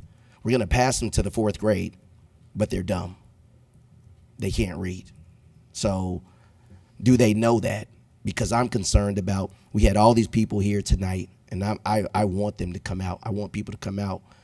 I feel like if people really knew the impact of their child is not learning and that they're going to graduate and be illiterate, that we should have a lot more people in here more concerned about the data that we're seeing than we are whether or not they get an experience to Japan. Not that say that one ain't good, but I am rating one over the other. I feel like literacy and being able to read and do math, we need to be telling our parents that, and we need to be honest with them, and we need to be upfront, and it just is what it is. And then we have to hold people accountable to make sure that if you can't teach these kids how to read, then you don't need to be here. If you don't want to teach these kids how to read, then you don't need to be here, because your job is to teach these kids how to read and do math, period. And so the last one was a statement, doesn't need a response. The other 4 were questions, and they do. Yep. I'll start us off. And I mean, thank you. First of all, we're all here because we believe the same thing you do about student achievement and where we want all our kids to be. And we know we're not there, right? Like that, we're all on the same page on that. So I don't want to make excuses for our data. I don't think that's helpful in any way. One thing I do want to say about elementary data in particular that I just want people to keep in mind is that when we look at OSAS data, we're looking at the end of 3rd grade, the end of 4th grade, the end of 5th grade. We don't test in standardized ways like that in kindergarten, 1st and 2nd grade. Oh, I'm glad you said that. So at some point, is there going to be, because we wait, right? We're waiting for them to fail before we say, oh, so how do we have data that speaks to where they're at in 1st grade, where they're at in 2nd grade, and then how we're monitoring that? Yep. And so now absolutely. So that's kind of where I was going. So a few things. This year's 3rd graders are the first group of 3rd graders that have actually had iReady since kindergarten. So just remembering that you can't just start a curriculum in 3rd grade and all of a sudden be there if you didn't have the kindergarten, 1st and 2nd grade baseline to get you there. So it'll be interesting, right? This is our first group that's had it all the way through, that they've been in elementary school. We do have our iReady diagnostic data that we do give kindergarten through 5th grade 3 times a year. And that is that data, and Patrice could speak to this like off the top of her head, I know, but that data does show us 3 times a year that students are making growth in every grade level from fall to winter to spring. And that data is something that we could at some point share if you're interested in kindergarten, 1st and 2nd grade as a benchmark of where are our younger learners on the trajectory to getting to that 3rd grade proficiency and then ultimately to the 5th grade board goal. Right, but I think it's really important to remember that in elementary school. I'll touch on a couple other points and then I'm going to pass on. I'm going to leave accountability aside because that's not our role, but we're here to support everybody. I think one thing that Christina talked about earlier, we've all talked about, is that number 96% trained. That's like 101 training. That's like, you know what's in the box, you know what a lesson is supposed to look like you know how to find all the pieces. That's not everything a teacher needs to be able to teach with fidelity the way Christina's been talking about. That takes 3 to 5 years of professional learning and coaching and practice to really understand the art of how to use the curriculum to its fullest, right? And we're just starting to hit that cusp in elementary school of being in a 3rd year. In terms of assessments, summative and formative. So built into our curriculum, there are summative assessments like an end of unit assessment. There are also formative assessments that are checkpoints daily and throughout a unit to give teachers those immediate pieces of feedback about what did I teach today, did they get it, and what do I need to do tomorrow. So there's kind of a full suite across the curriculum of all those pieces, and we hope and expect and have built into our scope and sequence that teachers are using all of those pieces and then bringing them back to their PLCs and data meetings for that reflection and planning. And in terms of how are we letting parents know, that's kind of the other question I heard in there that's in my wheelhouse. We do our MAP assessments, as everyone's talked about, in 3rd, 4th, and 5th grade in elementary school, and those reports do go home to families. And then we just revised our K-5 report card, and it just went out this first quarter as a first go with a lot of teacher input to ensure that that report card is really standards aligned. And we've also now provided teachers with really clear guidance on this is what you teach, these are the assessments in your curriculum, these are the standards on the report card, these are how you connect those dots so you make sure you're giving really accurate data-informed information to families on the report card. That's new this year. All right, for grades 6-8, we have talked a lot tonight about mid-school math. I've shared with you, our core curriculum that we have adopted, and that is central in our instructional framework. And we also have presently a system that does allow for students to sort of skip over our grade level standards. And so this is a project, year-long project. We're working on a proposal. We've been engaging with leaders, teachers, parents. We look forward to bringing forward this information to you as well. It's about a 45-minute in of itself diving into what we're doing, which is really answering this question.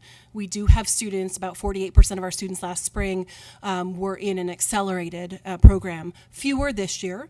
And so we're really looking at how does that serve our students? How does it not serve our students? How do we maintain an accelerated pathway while also really emphasizing that access to mid-school math? And so part of the answer to your question is, first and foremost, we need to get our students accessing grade level standards aligned before we accelerate them, and really looking at the measures of readiness to then accelerate.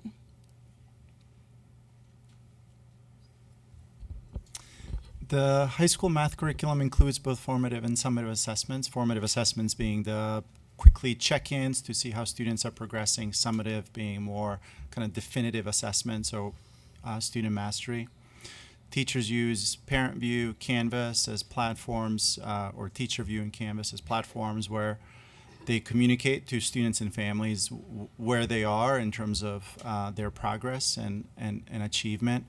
We're hoping to build on the work that our K-5 colleagues have done with standards-based report cards, where we can become even more clear about not just what is the grade, but what are the specific learning targets that students have mastered or haven't mastered and need some additional support in, so that the question that our students are asking is not what is my grade or what assignment is missing, but what is the learning target that I need to improve on. And I think maybe the last thing that I'll just say is that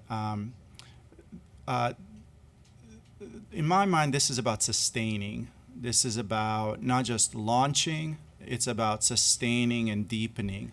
We have a strong foundation of a shared understanding about what needs to be taught. We're providing meaningful resources for how to teach it. We have common assessments to assess, and we have professional development to make sure that the support is there. When we say this is the second year of the implementation, we mean last year was year one. We're in year two, right? This is just the beginning. And the questions that you're asking about student achievement are absolutely appropriate and are absolutely the things that we need to keep focusing on. But these building blocks are the right building blocks. And so the support that we need is your ongoing reiteration that the core curriculum is the non-negotiable, is one of the non-negotiables in the school district, because we believe that every student in every classroom, in every school, deserves exposure to high quality instructional materials without exception. That is that's a foundational building block of the overall effort, I would say.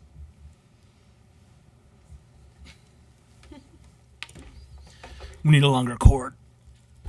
So the one thing I'll add, because I just to reiterate, and because you talked a little bit, Director Green, about accountability, and I do want to emphasize too that there's a reason that we rolled out an instructional framework, which, by the way, is only in its second year, and where our instructional priorities also center around teacher professional learning along with curriculum, because curriculum by itself doesn't do it, right? It's in conjunction with these other things. When you're talking about instruction, it is about assessment. It is about appropriate levels of formative assessment. It is about culturally affirming and having the relationships with kids, right? That's what makes content relevant. We could roll out a curriculum, which is absolutely what we need in terms of grade level standards aligned curriculum, but we have to have these other things in place.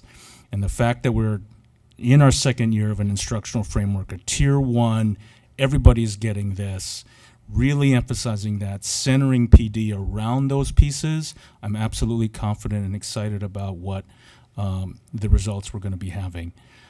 From a accountability, and I like to say it from an expectation and a support piece and a coaching piece, I would say this too, right? We're talking about changing culture and system in a big system. And I think there are going to be folks, they're going to do things because we tell them to do it. But if we want things to be sustainable, we have to set up a system where they believe and they want to do it. See? And that's the difference. And that's what we're trying to do. I would say, just like with it, you look at the PBIS triangle, you're going to get 80 to 85% of the folks are going to be there. It's that last 10 to 15% that we're really going to have to work with. And from an accountability perspective, we can go through it a number of ways. I would say very few are absolutely, we're not doing, especially from a math curriculum perspective. I would say that they're consistently trying. There may be on some continuums. The ones that are absolutes, no, we're not doing it. That's a easy accountable, and that's a discipline type of piece. It's really getting folks to do things because they believe it, and they believe this is the right thing for kids. And that's where the PD comes into play. And I believe, and as you could see from the survey pieces, and where our goal was around 80% implementing this year, and we're at 100% next year, we're on track from that vantage point.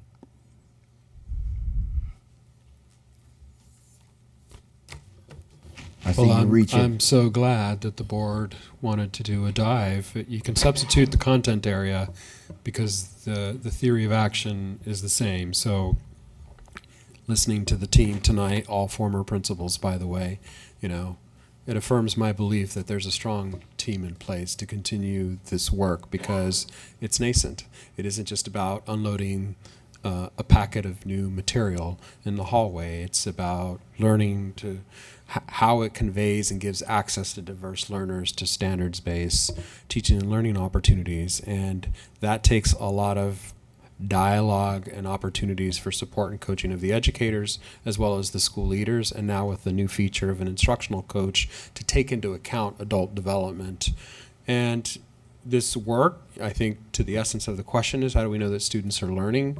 The fact that we have elected to implement curriculums that have these diagnostics and embedded formatives in there give us a good sense of, you know, where growth needs to occur, or where we're hitting the mark, or where there's mastery in the performance tasks that students are being asked to work through. So the instructional framework is the right reference point to keep coming back to. I think they all mentioned it, and that has served as a really clear anchor for us. You have all the senior directors are sitting over here. They supervise our principals.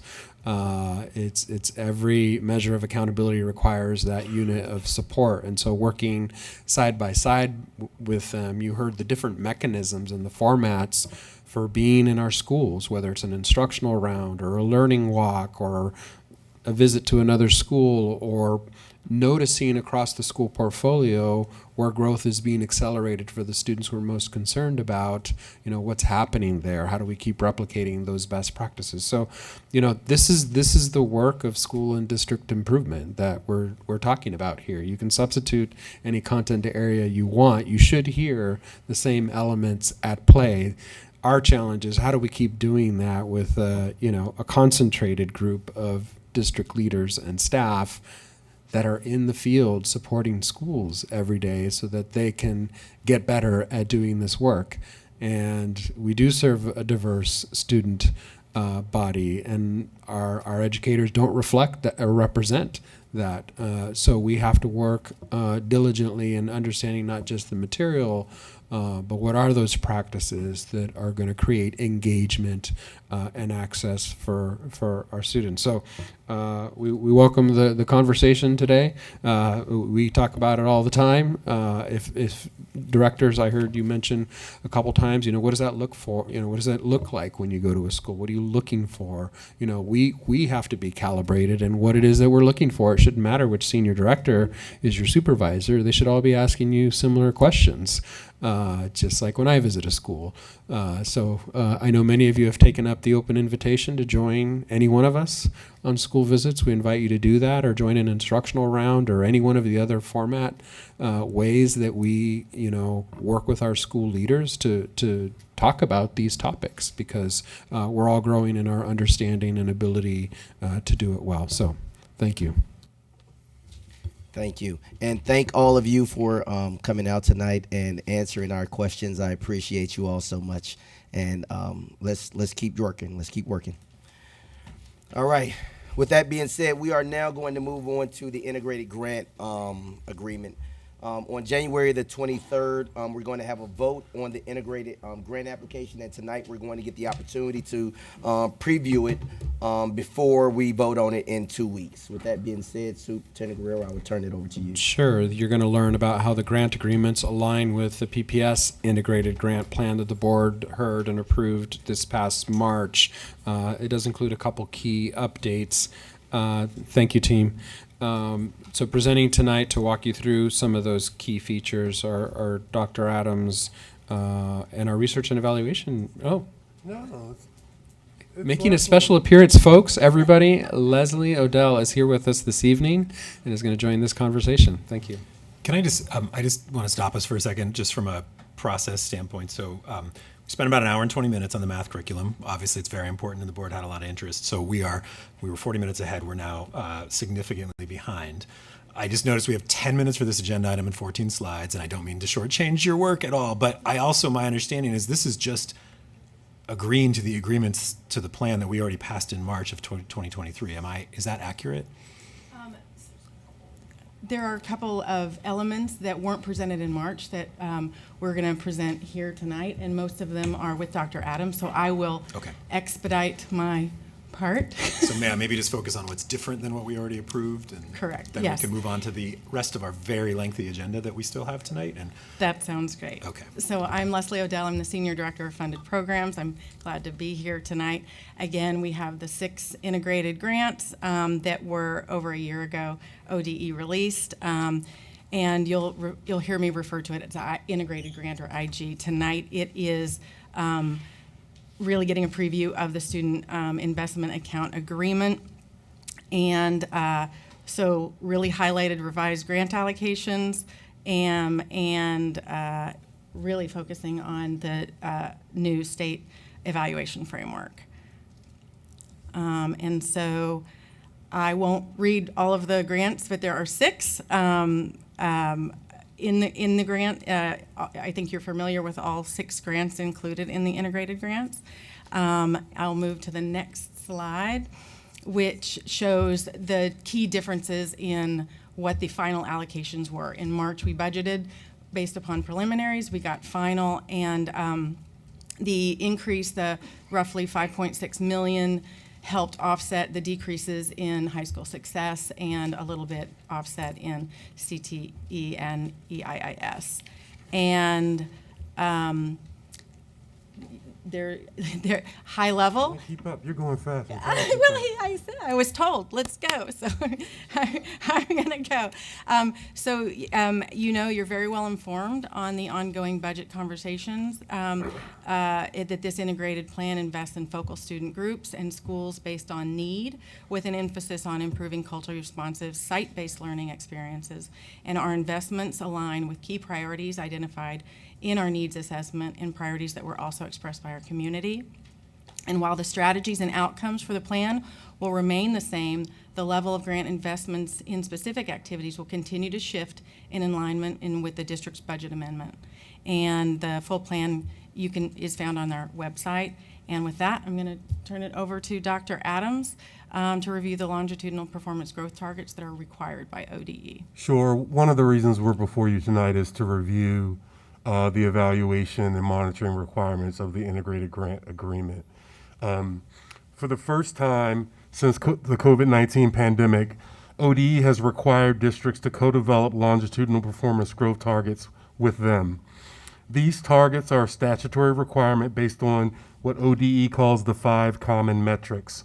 Those are on the screen before you: 3rd grade reading, 9th grade on track, regular attendance rates, 4-year graduation, and 5-year completion rates.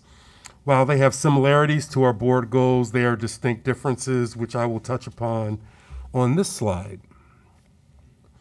There are notable differences between the required targets by ODE and our board goals for our students. The ODE required targets come out of the Student Success Act, and they were co-developed with ODE. They focus on a super group of students called Combined Focal, which includes, if I'm remembering, probably 15 different groups of students, where we focus on specific students that are struggling based on race and ethnicity. And the ODE targets are part of a statewide standardized evaluation framework. In contrast, our board goals are rigorous targets that have been set with board direction. They help us focus our efforts on for student success on the racial groups most in need of academic support, because we're trying to close those unacceptable and persistent gaps, and they're actually aligned to our strategic plan. For each target, there are for each of the ODE required targets, there are 3 different growth levels. The image on the right is a visual example of those targets. These are not PPS data and are for illustrative purposes only. There's the baseline target, which is the minimal level of realistic growth that is expected of all students. There's a stretch target, which is a more ambitious rate of growth, yet still realistic for all students. And finally, there's a gap closing target, which focuses on reduction of academic disparities for a supergroup of students called the Combined Focal Student Group. This group includes and combines all students of color, students with disabilities, students experiencing poverty, students experiencing homelessness, migrant students, English learners, and more. While we appreciate the ODE creating this supergroup of students, we're concerned that combining all of these students will obscure and hide the achievement disparities among groups of students. Therefore, we will continue to disaggregate student performance in a way that highlights performance along the lines of race, ability, and English proficiency. Staff did ask ODE the question, what happens when a district doesn't meet the longitudinal growth targets? And ODE responded that such performance would lead to conversations between districts and the state. That said, it's our hope that by focusing on our board goals and raising achievement for all students and our targeted students that are not achieving, our Black and Native and Brown students, we will meet the targets set forth in the longitudinal performance growth targets. Those growth targets can be found on page 23 of the grant agreement that was uploaded into the board book that's also in board book. And finally, if you're curious just about the 5 common metrics, the ODE dashboard is a helpful statewide visualization tool. ODE does not include the required performance targets for each district on the dashboard, but it does report on the 5 common metrics for each district. The Oregon Schools dashboard allows you to look at data for any school district in Oregon. The dashboard includes 9 focus areas, and these include student and federal program demographics, English language arts and math state assessment scores, employment projections, and the 5 common net metrics. Within the charts, you can hover over a bar to view the actual percentage represented by that bar, and official state reports are linked in the footer of each page. You can also hover above the map of Oregon to the right to view the data in presentation mode, and that link in the presentation is live if anyone is curious about that. And so these are the performance targets that we needed to share with you, and now Ms. Odell will close us out.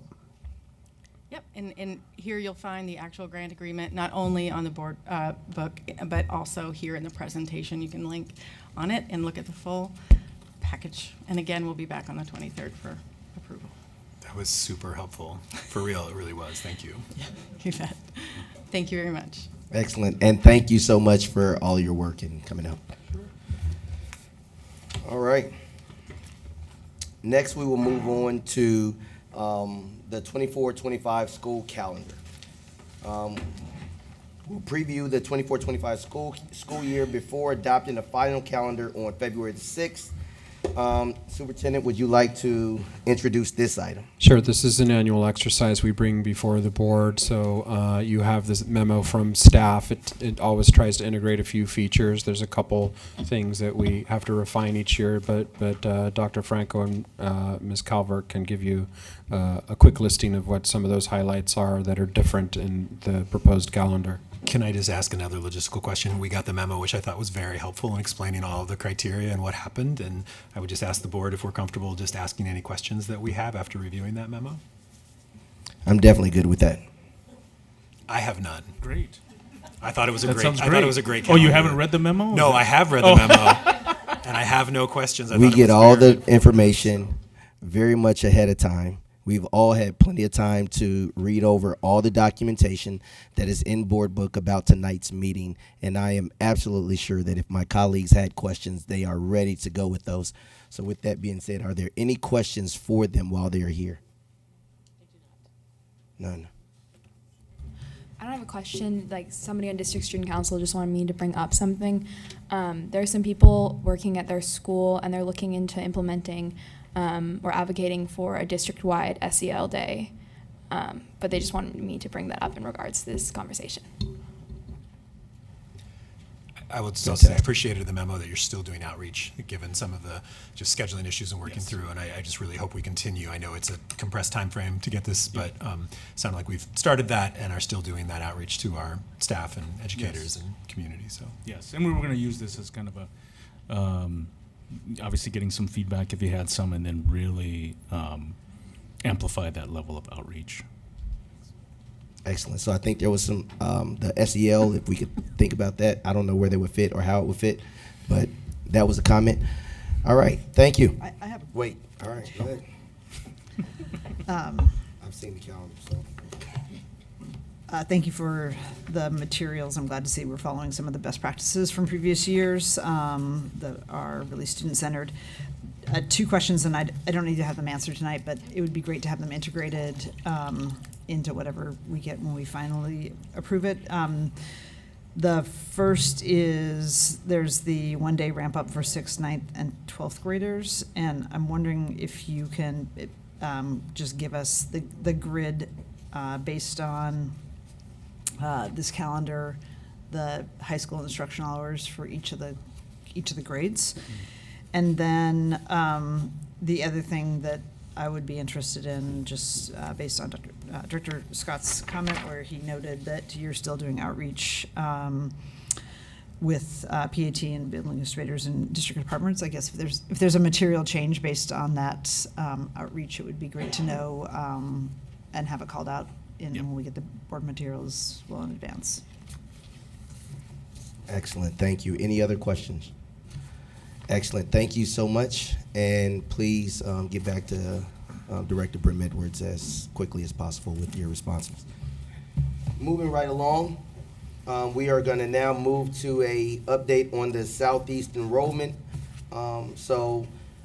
Thank you. Next, we'll have an update on the Southeast enrollment and program balancing implementation. Superintendent Guerrero, would you please introduce this item? Sure, and maybe Dr. Franco doesn't even need to come up because the board also has a multi-page detailed update. So if there's any questions. I was just going to reiterate that Yeah. unless there's something significantly different based on what we've had, and if there's board discussion that you would like to ask based on the information that we received, I want to open that up to the floor because I haven't, and so I want to rule nobody out. The two Southeast people are gonna for sure.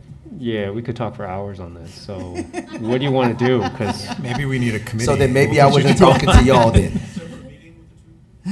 All right. No, not a separate meeting, but go ahead, and I don't have that many yet. Yeah, I mean, being part of the Southeast Guide Coalition, and this is, I just want to kind of focus on lessons in terms of like patterns I've seen in the Southeast Guide Coalition. One of the things that I kind of wish for is because, especially after the strike, when we had discussions about classroom sizes and that, and one of the patterns we really notice is that the over-enrolled and under-enrolled schools have very big problems with class sizes. And balancing is one of the few tools that we have, especially when we're looking at $10 million in cuts this year and another potential $30+ million dollars in cuts next year, that one of the few tools we have for actually keeping class sizes manageable is proper rebalancing. And one of my wishes for the Southeast Guiding Coalition, and again, there's many factors going in and stuff like that I don't blame anyone for, but I kind of wish it was a little bit more bold. In the fact that, I'll give you a real example. The schools that I hear a lot about complaints about classroom sizes are like the ones that had the most resistance to change. Like, for example, like Kellogg, Dunaway, Llewellyn, right? I'm talking about the Southeast. And I'm kind of skipping ahead here, trying to respect time a little bit.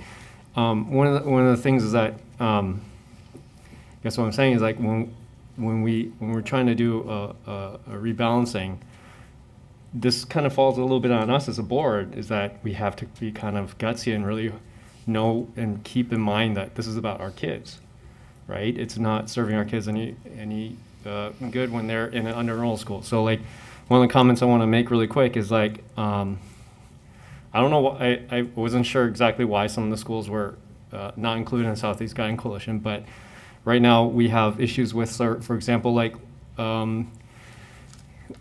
when we don't include some of the most over-enrolled schools, what happens is we just end up reshuffling a little bit of the slightly over-enrolled schools and lower-enrolled schools, and it doesn't, instead of kicking the problem down, 10, 20 years, we're kicking the problem down 5 years. We're going to probably have to look at rebalancing again pretty soon because, I mean, Woodstock, for example, we're talking about no single strands. The kindergarten is a single strand now, right? And we're talking about Lewis, where you have like overcrowded class sizes. They're kind of in the middle, things like that. Again, a lot of it has to do with COVID, and again, I don't blame anyone for that. There's a lot of unforeseen circumstances that happened, and we had to do this during COVID, which was like probably the biggest hurdle. So I guess that's kind of what I'm saying is that when this comes up again, make sure we keep our lessons learned, and so that we can. And we also, I really, really want to reiterate that message that when we have people who are resistant to change, I know change is scary because you know what's worked for your kids and you don't want to lose that. But I hear over and over again, the parents who, when there's consolidations or changes, parents, who were really scared of change after enrollment balancing usually come back and be like, oh yeah, we love our new community because, you just joined a bigger, more thriving community. And I guess where I'm going with that is that we need to make sure we be very clear classroom sizes. I mean, classroom sizes are important, and rebalancing is part of that. So I think, I guess my only feedback is that, I hope that we have the guts to be more bold next time and do what's right and not be afraid to take on something a little bit bigger. Anyways, it's kind of weird. I kind of called it because I was expecting a presentation first for me to kind of bounce off of. But so I'm really sorry if I cut you. I made some of the points that you might have been making. But yeah, thank you. Thank you. Thank you. And I just want to note, this was an agenda item for November, and that got deferred because the meeting ran late. And I think it's unfortunate for the Southeast community because there were lots of school communities impacted, and I'm not going to make the board go through the whole presentation, but I do think it's important for the communities for them to know that the district is still focused on effective implementation and successful implementation. So it's unfortunate that we're late at night and rushed again. I will ask, I sent in November in anticipation of the meeting at that time, I sent a long list of questions about transportation, childcare,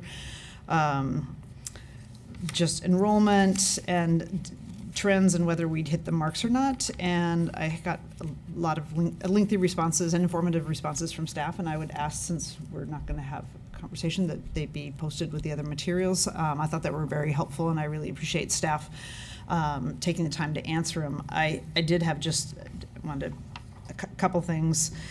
I just want to make sure that in the discussion about transportation, there's like guaranteed transitional bus service and there's transitional bus service, and one is long-term and the other is I think a 5-year, and I just want to make sure that I'm understanding the responses correctly, that the Lent neighborhood students who are now going to Marysville, who in some cases would have to cross 102nd, 92nd, and 82nd, that theirs is not just a 5-year, but it's a busing pattern. Yeah, thank you for that question. I'm Lisa Wheeler. I'm the transportation routing manager. You are correct. You've been waiting for my question all night. All night, literally. I've been here hours just waiting for this one. Hopefully you learned something about math. That is a permanent change, and the entirety of the Lent attendance boundary is eligible for transportation. They are not expected to cross any of those roads. Great, thank you. And I had just a couple longer terms, again, effective implementation. I think this really, to Director Wong's point, that sometimes when people adjust to change, a lot of times effective implementation really helps that. One of the issues I'm noticing just on the cost of daycare, which was a big issue for a lot of the school communities who are moving from a place that had daycare or didn't have daycare, is there's still some really high rates. Like I think one was $700 a month, and in school communities that's not affordable. And just as something to continue, because we can say it's offered, but if it actually isn't affordable, then it's not really available. And because we're moving sometimes kids out of their neighborhoods, that's a really important thing to have and have it be affordable. I don't have any more transportation questions, so you're off that. So that would be a childcare question. And then on Sorry. there, go ahead. The question around childcare is around affordability. Is that? Yeah, just the trending, because like I say, we can say, because I noticed one of the questions I asked was about wait lists, and there doesn't appear to be any wait lists. And it's also very expensive. And it's school communities that I know by those zip codes, that's not generally affordable. And I know was some attempt to connect families with some subsidies, but I want to keep that on our radar, that's an issue, an ongoing issue for parents in those communities. And then I also had a question about some of the sizing. So looks like we added students and certainly opened Harrison Park, which was the thing. So yay, that's great. However, some of the schools are still, if you look at Harrison Park's numbers versus Kellogg's, there's still a pretty, because of decisions were made, some pretty wide divergencies. So there'd be another place that I would ask district staff to continue to look at, because we want to set up Harrison Park for success, and to do that, as noted, that you need to have healthy populations and enrollments in order for that to happen. And the last issue I wanted to raise is also just a flag about Bridger Creative Science. So it's currently at 5-6, so it's a K-8, it's at 516 students. And that's with some of the students in the modulars that were added, I think 6 or 7 years ago. And there's a new 124 units of housing being, affordable housing being put in at 77th and Division, and 63 family units, which is in the Bridger catchment. So I'm concerned that we've already got an overstuffed school, and then we're going to be adding into that enrollment. We want more enrollment of students, but just to this issue of some schools way too crowded, and this has been an issue with Bridger where the kindergartners had to move off-site, and then we had to add the modules. I'm just giving a advance warning that we're headed maybe in that direction as well. And then the last item, just on effective implementation, is I am wondering if staff is monitoring the school climate surveys to see whether some schools had some very minor changes, but other ones had some very large changes, and we're looking at and just monitoring the school climate survey to see where we have places where bigger challenges or things that we might want to address in different ways. So that would just be my last thing. But again, just to not lose sight of, we still have school communities in transition in a pretty big way. And in response to your question, we have been monitoring the school climate surveys. We are aware of some elementary schools where it's been a little bit of a challenge, but it's been improving.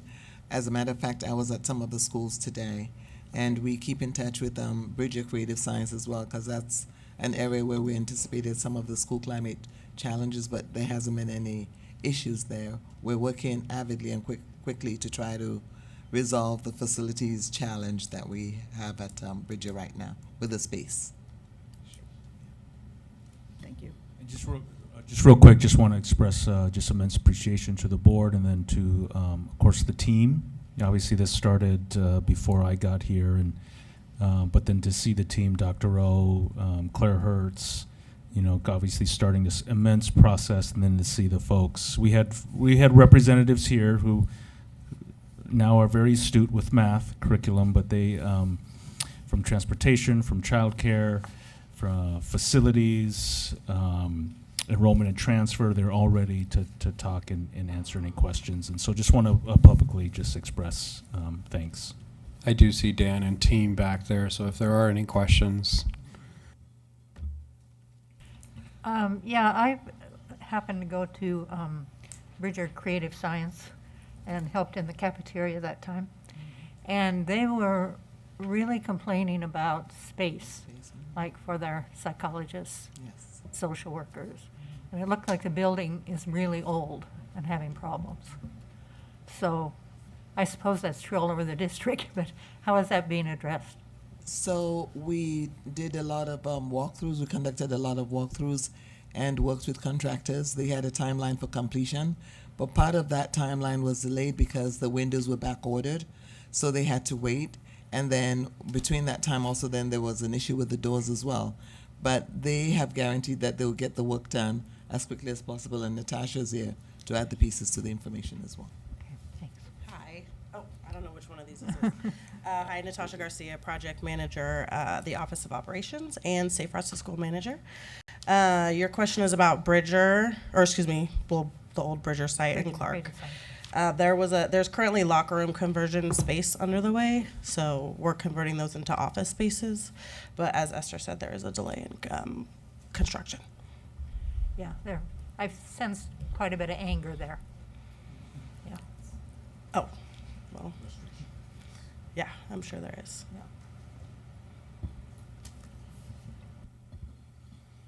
I just also want to mention, there's obviously with redistricting, there's been a lot of positives that's also been coming out of this. I don't want to forget about those. Like the Harrison Park, I hear a lot of great things about what's going on there. A lot of things. So I don't want to forget that as well. I do want to ask a couple questions. One is, is there any exploration about like other districts that maybe it's more normal to redistrict more often, right? Like it's more routine to kind of learn some lessons from other districts. And my second question is that now that we're well into the school year, would it be possible for maybe in the Student Success Committee to get a list of all the middle schools and all the course and elective offerings to just kind of check to make sure that all the I'm getting a thumbs up over there, so this is great. Just make sure that we kind of have equitable access for all our kids. Yeah. Of course, there'll be a few factors that weigh in there, especially our absolutely. shift to 5 to 7, the addition of a number of elective specialists, teachers as well. So that'll continue to fluctuate as well.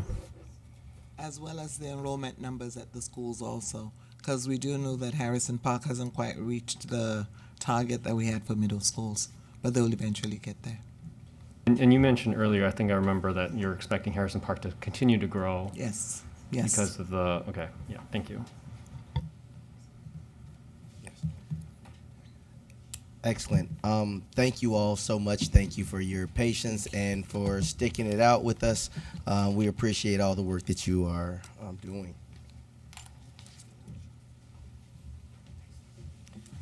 At this point, I'm going to move us in the agenda to our next item, which is 2 policies. The first reading for 2 policies. And with that, I will turn this portion over to Director Brim Edwards and allow her to introduce these 2. Thank you, Chair Green. The first is a first reading or an introduction of a new policy. In 2018, we adopted a policy relating to nepotism, and we are going to, we were planning on adopting, creating and adopting a complementary ethics policy, and we have done that this year. So at the last committee meeting, we unanimously recommended that the board, we introduce this. Essentially, it is a policy that translates statutory language relating to ethics into user-friendly guidance for district staff and board members. It covers gifts, conflicts of interest, retaliation, prohibitions, and annual training. So that's the first policy. It's been posted, and if people want to comment, it'll be out for a 21-day comment period. The second policy that we're bringing to the board tonight and having an introduction or their first reading is a modification of our public contracting rules, and which is contained in board policy. There were legislative changes made to the public contracting code in 2023, and these policy changes align with the legislative changes. It's a 190-page policy. I know you read it all. Every bit of it. Every bit of it. So the changes fall into these broad categories, so you don't have to read it. I can just tell you what they are. Then there are recommendations that come from the procurement team. Updates to procurement thresholds, updates to align with the Attorney General's model rules, updates to reflect changes in pricing and buying power, removal of administratively burdensome mandates, and new and revised direct negotiation and special class procurement rules. Ideally, we will approve these after the 21-day public comment period, so we'll be aligned with current law at the first of the year. Not only aligned with current law, but also the AG model rules. The committee reviewed these changes and are recommending them out. There are also some other changes that were not necessarily ones aligned with, that needed to be aligned with the new legislation or the AG's new model rules, and the committee is going to look at those later this spring. So that'll be coming back, but right now we wanted to get these on their way to being first read and hopefully adopted so that we will be aligned with current law. Excellent. Thank you so much, Director Brim Edwards. The policies proposed to be revised or rescinded will be posted on the board website. and the public comment period is a minimum of 21 days. Please contact, the contact information for public comment will be posted along with the policy. The board expects to hold a second reading of these revised policies, which is a vote to approve them on February the 6th. Thank you so much. And with that, I will move us on to the next agenda item, which is our consent agenda. The board will now vote on the consent agenda.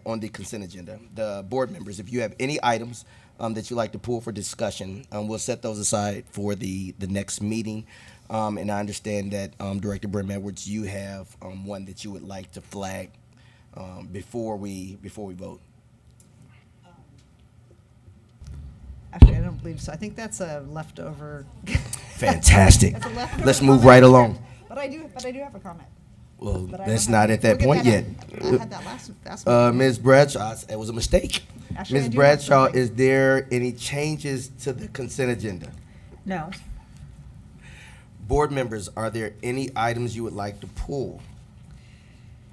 I don't have something I want to pull. I do want to just flag a future I think item. we get the motion, and then we. You asked me if there was anything. No. Any discussion? Did you just say? No. It was a mistake. You said it was a mistake. You said it was from the last thing. So I said pull. So now, do I have a motion and a So second moved. to adopt? Second. All right. With that, now let's open the floor for board discussion. Let's get it. This isn't discussion, but this week we have like 6 contracts that are on call, and they're all not to exceed $3 million. And when we approve these, and sometimes some of them are certified businesses, we never know actually how. 2 of them are, but we never know actually how much at least that comes back to the board about how much is utilized off of that. So we could be proving, like, feeling good about, like, hey, we have 2 certified businesses, but we don't ever see whether we actually, what actually gets charged or what the on-call usage is. And so just going forward, and I don't know what form that is, but I would like to have some sort of look back so that we know when we approve these types of, like, groups of on-call contractors, who actually ends up getting the work.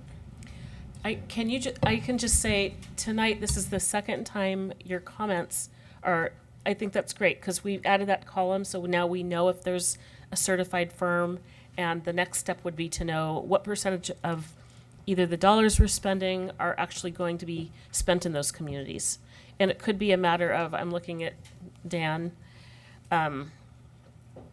it could be when we approve these contracts that we have, I'm sorry, it would be a look back. It would be an idea of what the percentage of total budget is that is spent in the minority and women-owned communities. Okay, thank you. There's some smart people in the room to get paid a lot of money to figure out where it's supposed to go at, so. Would the board be looking for something semi-annual at the end of each year, quarterly, but some kind of a look back? Quarterly on how sounds much good. was- And a quick clarifying question, is that just for the on-call contracts, or is that for other contracts? Well, most, the rest of them, it seems like the contract would be utilized, but the on-call, the way it works, it's like, who's available, who might have the specialized equipment, who has the labor at that time. So that seems the place where it's most like, it could be 100,000 or it could be 3 million. But they're all like written to be up to 3 million, but I'm sure we're not gonna spend 18 million on whatever the services were that were on call. Yeah. I also have, so when there is a list of on-call contractors, I don't know if PPS has a mechanism whereby they cycle through the list, or if it's just simply based on availability who gets the contract. Because it's one thing to be on a list, and it's another thing to actually be utilized when you're on the list, so. And then before you kick it off, Director Hollins, I see your hand is up. I'd like to get all of it in, and then you can answer one time, and we can be good. Yes, I agree with Director Bermewers and Director DePass. I think this is one of the reasons why the Equity and Contracting Task Force could have looked at this, or can look at this exact question. Thank you. Yeah, thank you. A couple of quick comments. As far as how contractors on on-call are selected, it depends on the scope of work in the contract. Sometimes there is a mechanism where it basically just cycles through from one to the other. Sometimes there's mechanisms where everyone is invited to propose, and so then you take the best option at that point in time. For ones like this was a hazardous materials abatement. It's more akin to who has the availability, because typically there are projects that need to be done very quickly, because we have other contracts, or we're continually going through our program for hazardous material abatement. This is more for, we need someone out there right away, so who can get out there the quickest is, for the most part. These are exceptions to those rules. Purchasing contracting department does do the annual reporting on certified business and how the district is performing compared to goals. Be happy to talk with them. I'm certain that we could add a component to that about where we are with our flexible service contracts. I think that'd be easy enough. The data is certainly available. Great, thank you. Thank you. The board will now vote on resolutions 6818 through 6823. All in favor, please indicate by saying yes. Yes. Yes. Yes. All opposed, say no. Student Director Silverstein, please indicate your vote. Yes. Yes, excellent. The consent agenda is approved by a vote of 7-0, with Student Director Silverstein unofficially voting yes. Excellent. All right, I will now move us along in the agenda and make sure I got to comments from our union partners. They're getting ready to come up. Our agreement with the Portland Association of Teachers allows for PAT leadership to provide brief comments at board meetings. If the leadership from one of our other labor partners wishes to speak, we welcome that, and we welcome you this evening as well. We ask that in the future that you would email our board manager, Roseanne Powell, of your request and let us know who will be speaking. With that being said, I will turn it over to the Portland Association of Teachers President, Miss Angelina. I said Angelina. Watch out. Miss, watch out now. Angela Bonilla. Hello. My name is Angela Bonilla. I'm the president of the Portland Association of Teachers. I'll make this brief as I brought one of our executive board members to speak on my behalf. But I just wanted to speak a little bit to my excitement around the district's comprehensive audit coming out for the 2023 fiscal year. We had our researcher go through this audit, and a few of the findings that we saw was similar to some of the concerns we raised earlier. There was the projected deficit, but we ended with a higher fund balance than expected for the general fund. That relative spending on instruction declined again in 2023 compared to 2022, and that there was a continued increase in contracts as well as non-instructional spending, specifically around general administration, central administration, and business support services. I am really looking forward to this next budget cycle. I feel like we really have an opportunity with as much community engagement as we saw during the month of November to push towards a budget that is just, that reflects the priorities of our community, specifically around instruction and mental health supports and special ed supports for our students, as well as ensuring that all workers in our union, in our district, are able to be fairly compensated and able to afford to live and eat and be able to come to work here in our district, because as other cities start going into their bargaining cycles, we're going to start seeing a lot of similar conversations happening across the state. And I hope that we don't have to have any more disruptions this year. So, with with some of these priorities possibly changing, I foresee the ability for this district to actually pay workers, especially our lowest wage workers in our partner unions, the wages that they deserve. The other piece is speaking a little bit more to what does it look like to repair the relationship between our unions and this district. There was a lot of harm done, and so I've asked, Greg Burrell, substitute educator extraordinaire, who has been here in PPS for multiple decades, is executive board member of PAT and is here to speak a little bit more to that. So I'll pass it along to Greg. We'll do a switcheroo.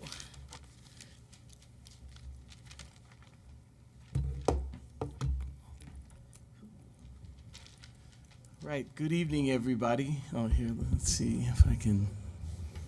There we go. So good evening, everybody, and Interim Superintendent Husk, I hope you're listening. Usually I prefer to share my thoughts without a written speech, but this issue is a little bit possibly contentious, so I want to choose my words carefully. I have spoken with many of our Board of Education directors and PAT leaders privately and confidentially, and I feel the pain, anger, and sorrow that so many feel about the state of our school district, our union, and our school board. I have heard criticisms of actions from and about PPS and PAT, but most importantly, I have heard a desire to heal and to do what's necessary for the sake of our students.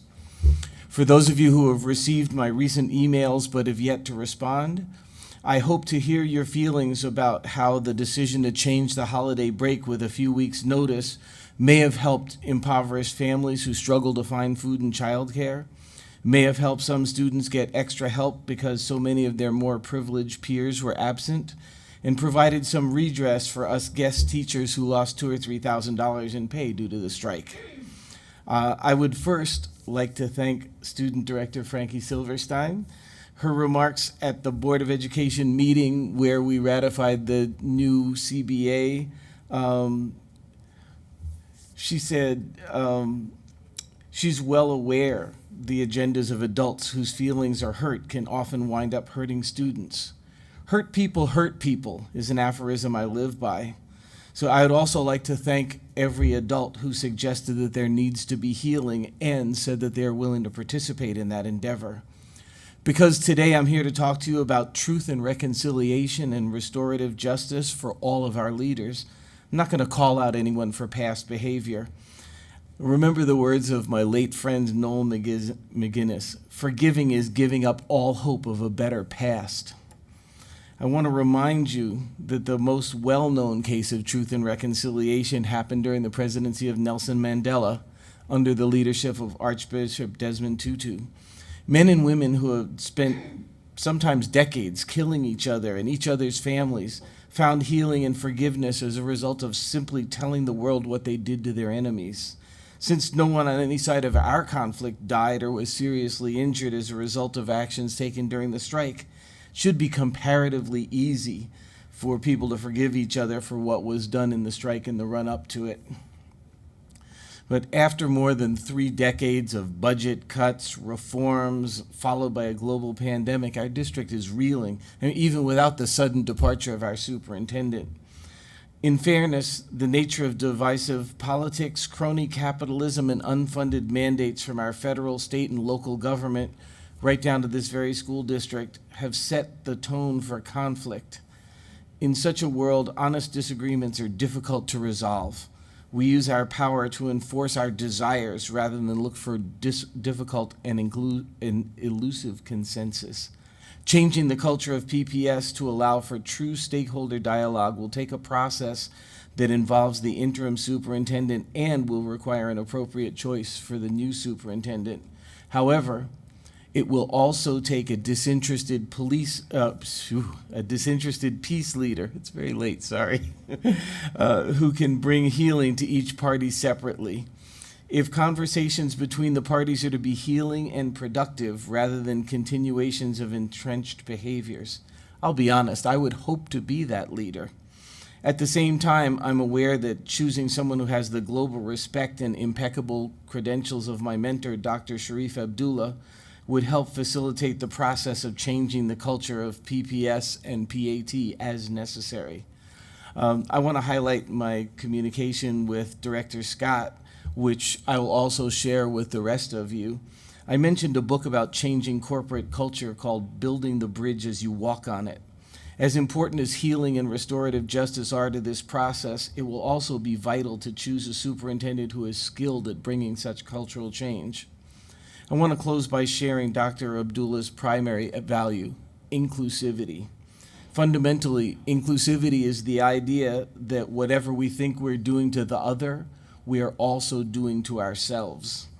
Practicing inclusivity includes identifying those that each one of us considers to be our other, that person or group that we believe we must oppose, then figuring out how to make a more productive choice. This, to me, is the two-pronged approach we need, practicing inclusivity and creating cultural change in our institutions. I'll share more details about these ideas in writing, but I wanted to take the time to address you in person about the need, the process, and the potential outcome of healing our collective trauma. Thanks for your time and attention. Thanks for being here.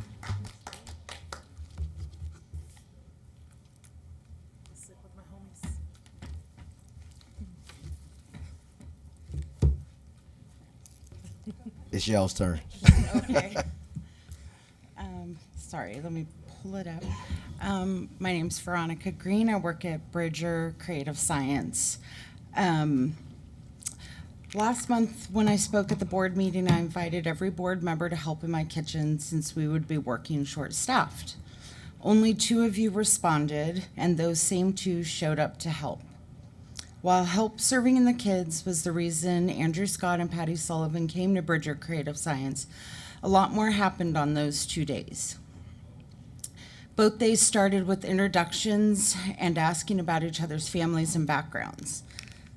They were both very pleasant people that in another world, I think there wouldn't be such a divide between us. Later, more important topics came up. I asked a lot of questions, especially with Mr. Scott, and he asked me a lot too. I learned things about the district and how they make decisions and why certain things are run the way they are. And that's always helpful to know the whys. Let's see.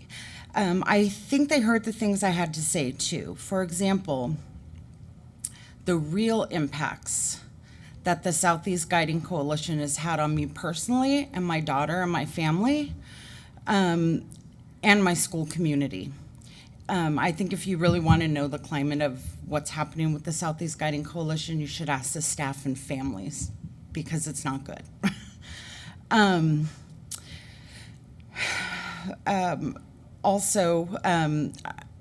Why I think bargaining has been going on for a year and what I think PBS could do to bring it to a close. But the statement that stood out to me the most was something Board Member Scott said, and I wholeheartedly agree with.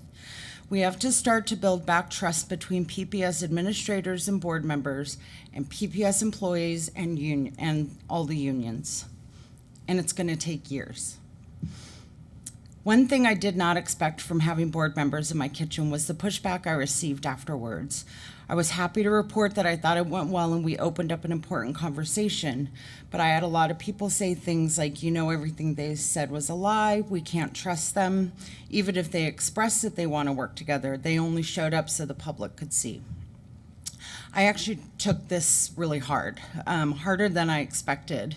And I think that was because I had this crazy thought that perhaps this was the first teeny weeny tiny step in building back that trust. I saw a glimmer of hope in the distance. I thought that maybe if we start by getting to know each other on the most basic human level, we can start to repair the broken relationship between us and you. We may still never agree and still fight, but maybe we could do it with a little more understanding and empathy. I want to be clear, things are not magically better. Andrew and Patty are not my new besties, but I know that I want to be a part of the good fight.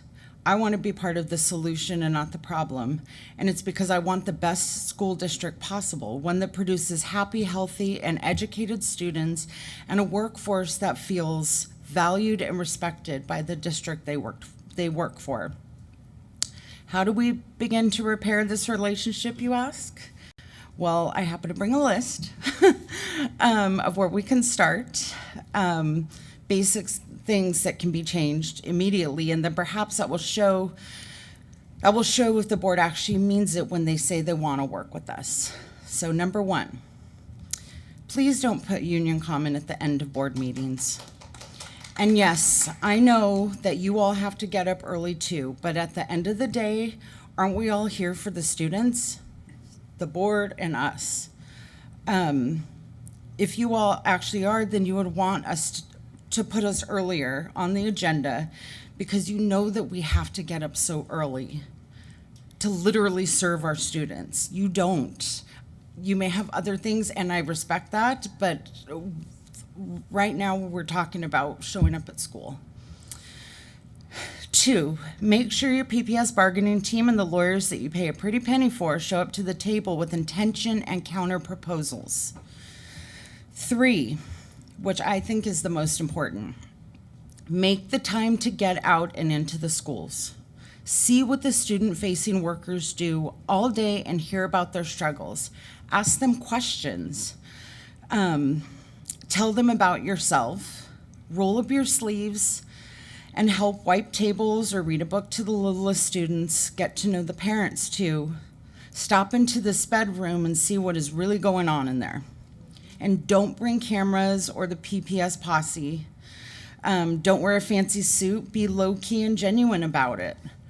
Hire a superintendent that is engaging and interested in building these relationships too.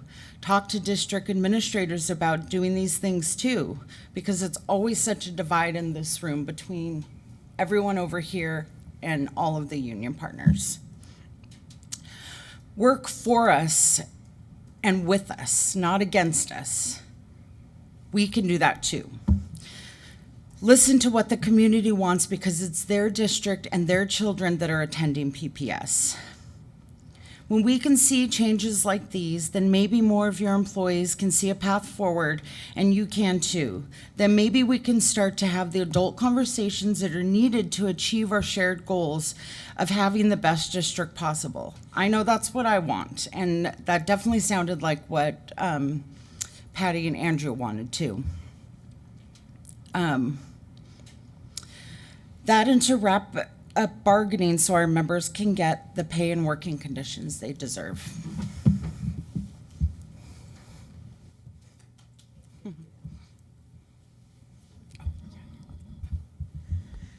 Good evening. My name is Elizabeth Held, and I'm the interim president of PFSP. As our bargaining unit has prepared for our first mediation session in a little over a week and a half, I've had a number of members reach out to me to tell me why it's so important to them that we get a fair contract settlement. I want to share one with you tonight. She would have been here herself, but the timing of the board meetings make it difficult for her to attend. She says, I've been a paraeducator with Portland Public Schools for 12 years. I'm at the top step of the pay scale. Every winter, my electric bill skyrockets despite the fact that I keep the thermostat at 60 degrees and wear many layers when I'm at home. My December retention bonus, which would have been $1,500 before taxes, is how I paid my electric bills over the winter months the last 2 years. This year, we did not receive it, and rates are increasing 17%. I'll be seeking support through heating assistance programs. However, it can take several weeks to get enrolled and approved in the program. The whole time I've been a para, I've worked odd jobs in the evening: house cleaning, home organization, childcare, pet sitting. I'm trying to pick up more work this month, but it's not enough. To pay the bills in the meantime, I did a bottle deposit drop on the Buy Nothing group. I'll pay my electric bill because of the kindness of strangers, not because I make a living wage. I also discovered I'm eligible for food assistance through the Oregon Food Bank. This is comforting, but also infuriating because I have a college degree, steady employment history, and 12 years of experience under my belt. I should be able to pay for food and electricity, but this month I was not. We need a contract that will allow all members to feed themselves and pay for essential bills. Our students need a staff who aren't exhausted by working second or third jobs to make ends meet. Students deserve our attention, and our members can't do that when they're worked to the bone. And our members need jobs where they're treated with respect. The pay is important, but they've also come to you time and time again about the importance of safety and training. In a regular year, our employees would be offered professional development on the 3 mid-year PAT grading days. Because of the work year calendar changes, these grading days are now on non-working days for most of our bargaining unit. I don't know how we can say that we have that undertrained staff going out into schools and classrooms and call that being student-centered. We want to prioritize our students. Our students deserve staff that have these core trainings. It keeps students safe and it helps them be successful. When I come to you and I say that we need Portland Public Schools as an employer to show you that we value the dignity of our labor, I mean, we need a contract that invests in our workers, that invests in compensation so that we can afford to work here, and in training so we can keep ourselves and our students safe. Thank you. Hello. It's been a while since I've been in front of this board. My name is Kelly Bond. I'm the Vice President of the District Council of Unions and a business representative for IBEW Local 48. First thing I want to say is congratulations to PAT and to the school district for finally settling a contract. I'm sorry to see that it went to a position where our PAT personnel had to go out on strike and had to work so many hours with both sides to try and come to a resolution. My hope is that SEIU, PFSP, and DCU also don't have to take those drastic measures, that we can come to an agreement more quickly. I can't speak for what's going on with PFSP and SEIU. I do know that they are going into mediation. I am saddened to hear that that's happening. DCU, unfortunately, did not get an opportunity to go to the table until very, very recently, and we are already working without a contract. That's disturbing to me.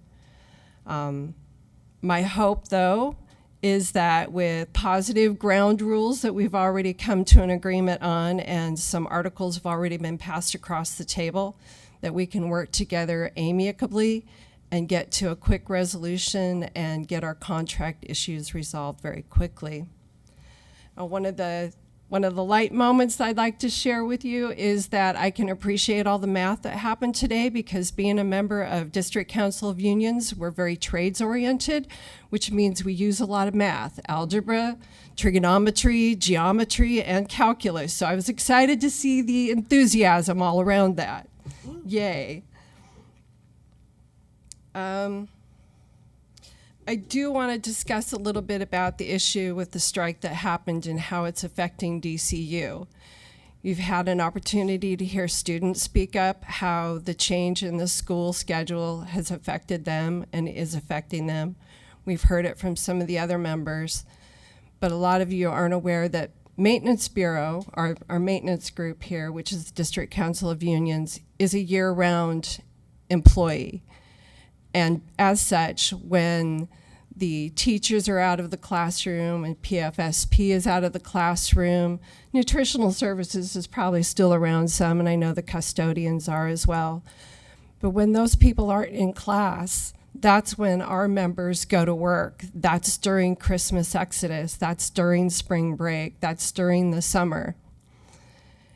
And with having a week taken away from our maintenance crew, a lot of that work had to get deferred. They didn't know where things were going to settle out, so some of that got deferred to spring break. Now what's happening is that the district is using March 25th as the substitute day off, and our members are going to have to work, or may end up working, on President's Day, which is February 19th. For our particular group, that's a little frustrating. Our members could take that paid day off. They could schedule a skeleton crew to be available, or an emergency response crew to be available, and still meet their requirements during the spring break of all the work that they had to push out. Or you could even fulfill our contract, ask our members to work on February 19th and also work March 25th. Just pay them appropriately. It's allowed for in the contract. I just wanted to bring that to your attention. Our members want to serve our teachers, our paraeducators, our custodians, and our nutritional services people as best they can. They're all here about the community and about taking care of children, because they are parts of the community, and those are our children as well as the parental community's children. This is a village. So with that being said, I could probably go on for quite a while longer, but I know we are all tired and we're ready to go. So I want to thank you for your time, and I appreciate what you do. Please show that appreciation back to the employees that work in the school district. Thank you. And thank you all for coming out and sticking with us this evening. Okay, with that, I believe that's it. This meeting is adjourned, and the next regular meeting of the board will take place on what day? Is that the 23rd? The 23rd, that's what I thought. On January 23rd. Good night, drive safe.